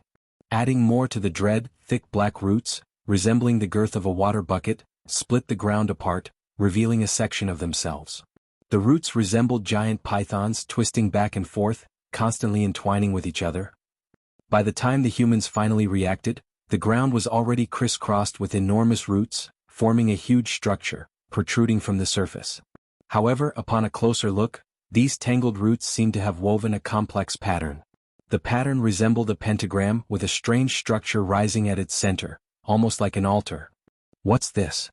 The Iron Fist tyrant cried in astonishment, a hint of confusion evident in his gaze.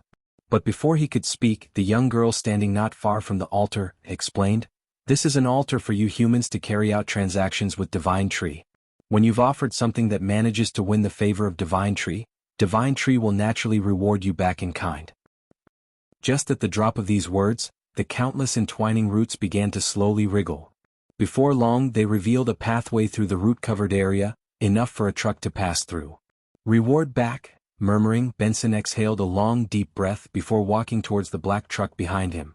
After arriving near the vehicle, he pulled down the black curtain covering the cargo, revealing a dazzling blue electric glow. Upon closer inspection, it turned out to be a spirit stone or about 4 to 5 meters in width. Unlike the fire attribute spirit stones that were deep red in color, this spirit stone had a blue hue. Faintly, one could even see glimpses of blue electric arcs streaking in the air. "They have a lightning attribute spirit stone mine?" A light chuckle escaped Yuziyu's lips, who was hidden in the depths of Misty Mountains, feeling extremely satisfied. It was precisely because of the rich and extremely concentrated lightning attribute spiritual energy that Yuziyu decided to open his doors. However, it was also because of this that Yuziyu realized how amazing humans were in collecting resources. Even spirit treasures of extremely rare attributes like lightning attribute, wind attribute, darkness attribute were hard to come by, let alone spirit stone mines. However, humans actually managed to locate them. It stood as a testament of humans' level of control over this continent.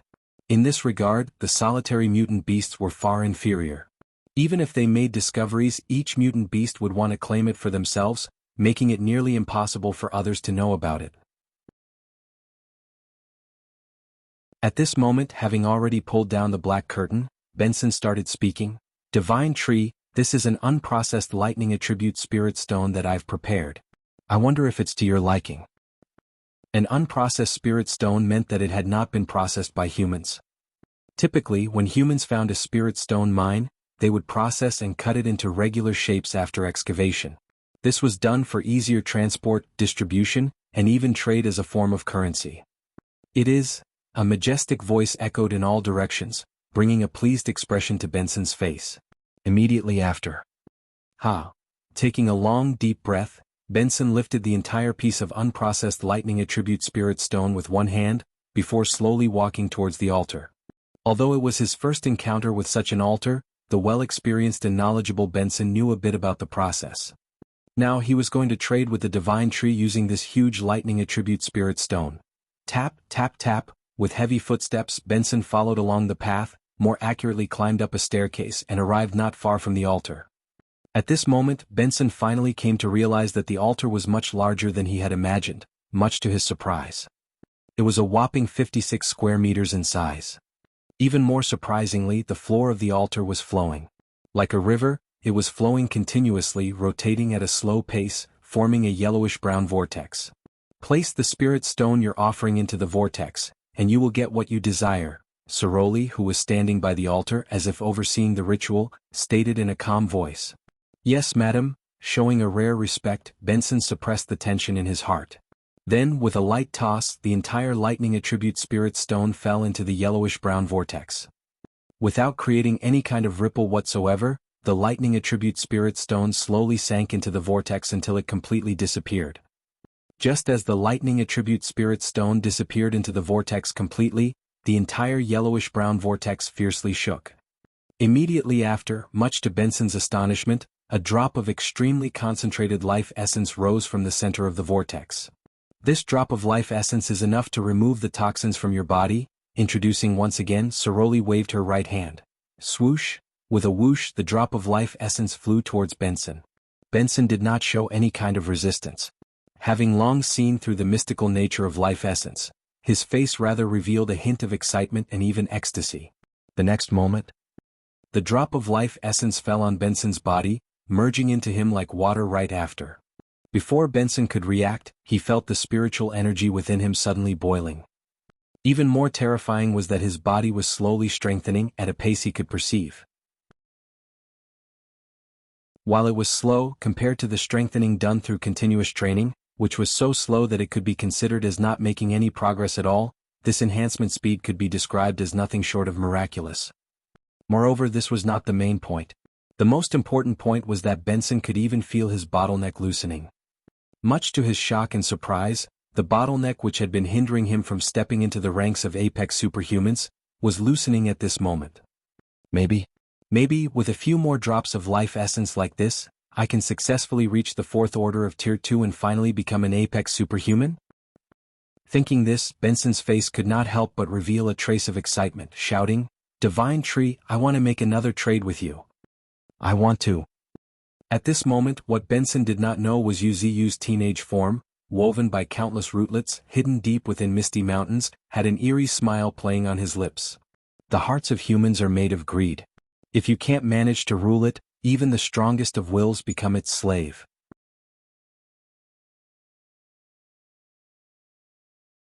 Evolution begins with a big tree, Chapter 422, Blood Covenant. Divine Tree, I want to make another trade with you. With a trace of excitement, the Iron Fist Tyrant, Benson's voice echoed through the forest again and again. At this moment, as if thinking something, Benson abruptly turned around and rushed towards several large trucks behind. Swoosh! As Benson pulled the black curtains aside, several pieces of lightning attribute spirit stones, of impressive size, were revealed. However, that was not all. Upon closer inspection, there was grass on one of the trucks carrying lightning attribute spirit stone as well. The surprising thing about this plant was that the grass looked as if it was made of lightning. At first glance, it had lightning arcs flashing all across it. Divine Tree, this time I not only brought lightning attribute spirit stones but also a companion spirit grass for you, a lightning spirit grass. After taking a deep look, Yuziyu, hidden in the depths of Misty Mountains, was also astonished. This guy really took out the big guns. The lightning attribute spirit treasure had always been extremely rare and invaluable. Yet Benson brought it along with him. This boldness was truly worthy of praise. However, at this moment, it was not suitable for Yuziyu to speak. He had already handed all the instructions to Five-Color Spirit Flower, entrusting everything to her. Now it was time to watch her performance.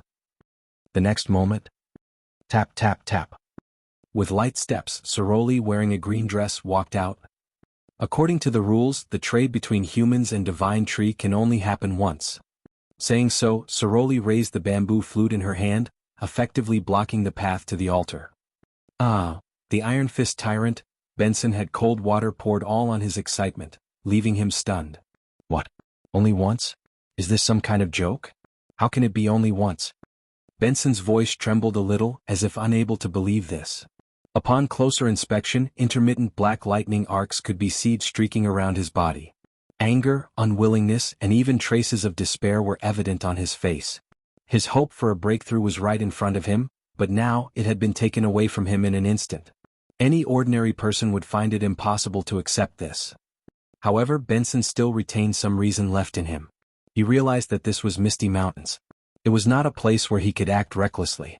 Otherwise, with his violent temper, he would have killed someone already. Benson took deep breaths, trying to calm his angry heart. By the time he raised his head again, a semblance of calmness had returned to his face. High Priestess, there must be some other way, right? There must be. Asking sincerely, Benson looked at Soroli with a pleading gaze. Breaking through was everything to him. Only through a breakthrough could he truly stand at the pinnacle of humanity. A way. Smiling, Soroli looked at Benson and nodded slightly, affirming, "Of course there is a way." Saying so, Soroli pointed to the yellowish-brown vortex behind her once again and continued in a serious tone. According to the rules, humans can only trade with Divine Tree once. However, if humans sign a covenant with Divine Tree, then the trade naturally has no limits. Benson was slightly taken aback after hearing this. A covenant? Yes, a blood covenant. Nodding, Soroli explained in a grave tone, the blood covenant is a unique contract belonging to Divine Tree, an absolute contract signed with blood as the medium. Until now, the blood covenant has 3 unbreakable rules. First, one must not be an enemy to Misty Mountains. Second, if Misty Mountains is in trouble, one must lend a helping hand right away. At this point, Soroli, noticing Benson's astonishment, smiled before continuing. Third, Misty Mountains will not force the Covenantee to do things that are disloyal, unfilial, or unjust. For example, if humans and Misty Mountains go to war, Misty Mountains will not command the Covenantee to be an enemy of the humans. After listening to me till this point, now it's your choice. If you want to sign the covenant, drop your blood into the vortex. After listening patiently to Soroli, Benson's eyes could not help but flicker. If it were just the first or second rule, he might have been still hesitating. However, once he heard the third rule, he no longer had any reason to hesitate. This covenant seemed to have all the benefits for him and no harm. In some sense, this covenant seemed more like a treaty of alliance. I must break through. Saying so, Benson took a step toward the altar and stated in a firm voice, I wish to sign this covenant. Dropping these words, he assumed a blade-like shape with his hand and slashed on his wrist. Slash, followed by a sound akin to silk being ripped, blood dripped straight into the yellowish-brown vortex. The moment Benson's blood fell into the vortex, the entire vortex shook with a boom, and a flash of blood-red brilliance shot forth. At this moment, if one looked at Benson, he or she would discover that his entire figure was radiating a hazy blood glow, as if every blood vessel in his body was glowing. If you violate the blood covenant, blood will flow in reverse. Do you truly accept it? In the depths of his consciousness, a vague yet majestic voice echoed. I accept. Benson gave a resolute shout, full of determination.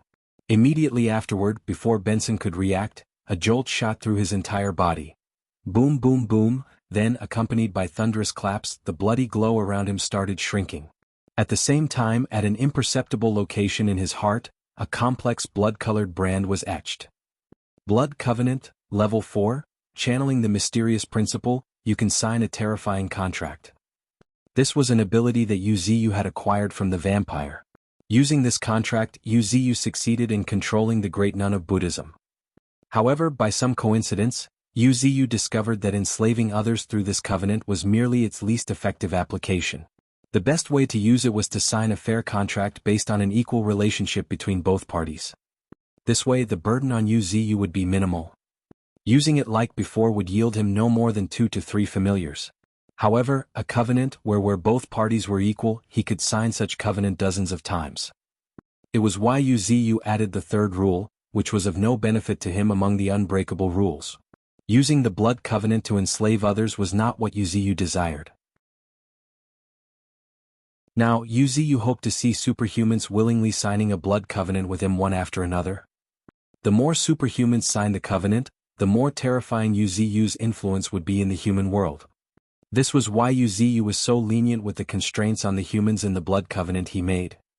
Even the bottom line of the 3 unbreakable rules was merely not being an enemy to Misty Mountains.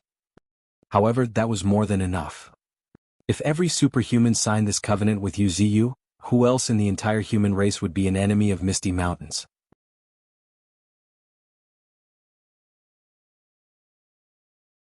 Evolution begins with a big tree, chapter 423, the horrifying plot behind the offering. After half a day, watching the 3 drops of life essence rising from the yellowish-brown vortex, Benson's eyes glimmered with a fervent glow. The next moment, swoosh swoosh swoosh. As the drops of life essence merged into his body, with a cracking sound as if his bottleneck had broken, Benson's entire body shook. At the same time, an indescribable force surged from the depths of his body, followed by a thunderous clap, resembling the lightning bolt falling from the sky. Much to the numerous Russians' astonishment, a spiritual energy storm had risen around Benson. More terrifyingly, countless blue electric arcs zapped around him. He was a lightning attribute transcendent. Now, after stepping into the apex order, peak of their realm, lightning had completely materialized. It was worth mentioning that it was not that Yuziyu's life essence was so amazing that it could help anyone reach the apex order, rather Benson's foundation and accumulation was that strong and abundant. However, because he was an external cultivator who excelled at refining his physique, he accumulated many hidden injuries. Now, under the healing properties of the life essence, the results were immediate and he successfully stepped into the apex order. "Thank you, Divine Tree, thank you very much." Expressing his gratitude again and again, Benson also bowed towards a certain direction of Misty Mountains. "Leave. This is not the place for you to linger." Hearing the majestic voice suddenly echoing in the forest, Benson did not delay either. Instead, he broke into laughter and shouted loudly, waving towards the Russians, "Let's go. We're going back." "Yes, sir," followed by a unified response. The black convoy gradually disappeared into the thick fog. Shortly after their departure, boom! Amid the swirling yellow-brown vortex on the altar, countless rootlets intertwined together, weaving a handsome young teenager who gradually rose from the vortex. "Divine Tree, did you just give an apex superhuman to the humans just like that?" Soroli asked with a hint of playfulness in her voice, and a shadow of smile on her lips. "Do you think it's really for the humans?" Yuziyu's corners of lips rose into a playful smile on his lips. Then he cast a deep glance in the direction of Benson's departure and added with a rare sigh of emotions. Before coming to Misty Mountains, he was a mighty third-order Tier 2 superhuman. But after leaving Misty Mountains, he had become an apex superhuman. Do you think such a superhuman will still be trusted by the human race? "What do you mean?" Slightly puzzled, Soroli, who was controlled by 5-color spirit flower, failed to understand. Signing the covenant is just a precautionary measure. The real danger lies ahead. At this point, Yuziyu's eyes could not help but flicker non-stop. After a moment, watching Soroli still wearing a puzzled expression, Yuziyu explained, "Humans are a species that is filled with conflicts. They are always suspicious of each other, full of mistrust. In the future, I believe that the human race themselves will gradually push Benson to come to our Misty Mountain. Of course, that's the worst-case scenario." Hearing Yuziyu's frank explanation, Soroli's expression slightly changed. "That is the worst-case scenario?" "Yes, the worst case." Nodding, Yuziyu affirmed, "The most ideal scenario would be Iron Fist Tyrant having ambitions, then establishing himself as a king and ruling a territory. Benson would just be the first of his kind. Many superhumans like him will emerge seeking power. For those humans, I won't be parsimonious in showing my generosity. At that time, the era of warlords among the human race will truly arrive. An era of warlords? After understanding Yuziu's meaning, Soroli could not help but cover her mouth and giggle. Only now did she realize that the divine tree seemed much more terrifying than she had imagined. At least, in understanding human nature, he was truly beyond her expectations. Because the era of warlords was synonymous to a bunch of loose sand. Rooted deep in misty mountains, divine tree was subtly turning the entire human race into a loose bunch without them realizing it. Such tactics were really appalling. Even she felt a chill running down her spine. At this precise moment, she was glad that the handsome young man in front of her was not an enemy. Otherwise, it would be an indescribable nightmare. Meanwhile, Yuziu paid zero attention to Five-Color Spirit Flower's thoughts. Wearing a slight smile on his lips, his figure once again disappeared into the yellowish-brown vortex, turning into countless roots winding beneath the altar. And his consciousness returned back to his tree body. Deep within misty mountains in North Canyon, a towering willow tree stood silently, blocking the sun and sky. Among the countless towering ancient trees, it appeared the most inconspicuous, because it was draped in starling, emitting a hazy halo all over its body. At this moment, not far from this willow tree, there was a pile of blue crystalline stones flickering with blue electric arcs. A pile big enough to be called a hill. These were the entirety of the lightning attribute spirit stone brought by Benson using 8 large trucks, including a mutant plant, the lightning spirit grass. These should be enough to gain a divine ability. Completely satisfied with the trade, a faint smile appeared on his lips. He had exchanged just a few drops of life essence for so many cultivation resources. Such a deal was not just profitable, it was exceptionally lucrative. More importantly, having Benson walking among humans was equivalent to a billboard proudly giving an ad of Misty Mountains. Presumably, soon, there would be a constant stream of humans bringing resources to him. Naturally, Yuziu had already taken this into consideration. He had prepared hundreds of drops of life essence at the bottom of the altar. The offering from now on would be handled by Soroli, who was controlled by Five-Color Spirit Flower. As the High Priestess of Misty Mountains, she naturally had to fulfill her responsibilities. For this, the Five-Color Spirit Flower expressed staunch willingness. After all, Yuziu had promised to give her 5% of these resources as a reward. Under such conditions, not to mention Five-Color Spirit Flower, even Nine Tails, who had already become a Tier 3 Transcendent, felt a bit envious. After all, this 5% was substantial. However, considering that Five-Color Spirit Flower was a marvelous flower of heaven and earth and had a relatively large demand for resources, Yuziu did not mind it much. If these resources could help the Five-Color Spirit Flower reach Tier 3, let alone 5%, even if it were 10% or even 20%, Yuziu would not hesitate.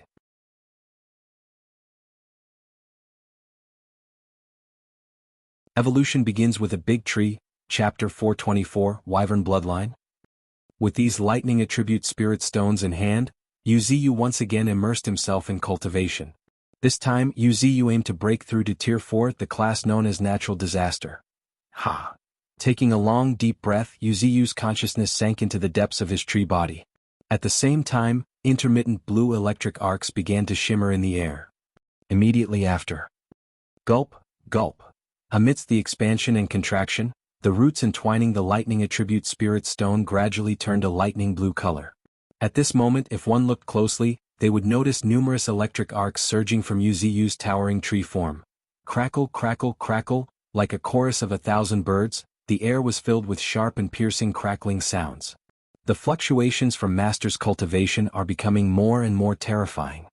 Observing Yuziu, who had already become a towering blue tree with lightning streaking all over, White Tiger lying on the peak of a mountain could not help but have his eyes flicker. Indeed, nodding, the honey badger, Flathead, next to White Tiger also acknowledged.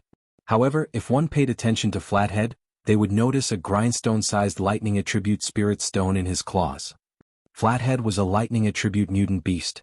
And this lightning attribute spirit stone would definitely significantly increase his cultivation speed.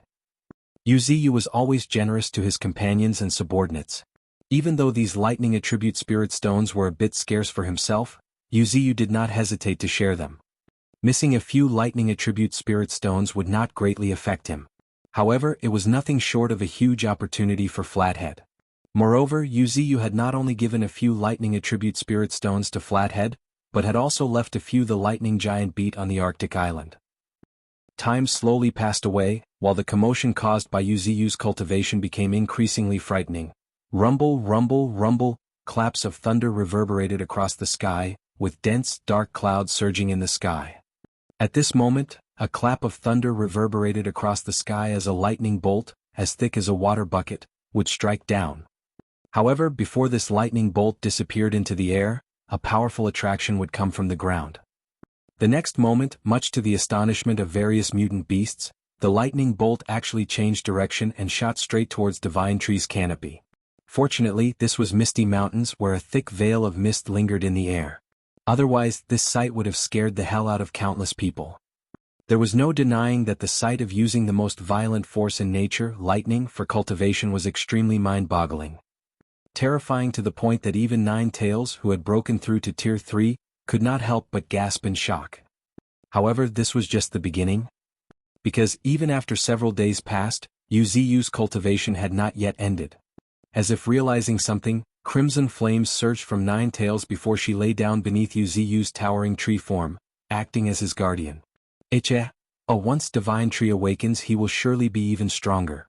Heaven an emotional sigh. Bull Demon, who had emerged from the Earth Attribute Spirit Stone mine deep underground, slowly raised his head and gazed fervently at Wuxia's tree form. Who knows? Ninetail did not give a direct answer and just smiled.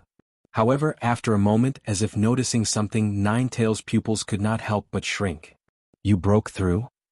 Luckily.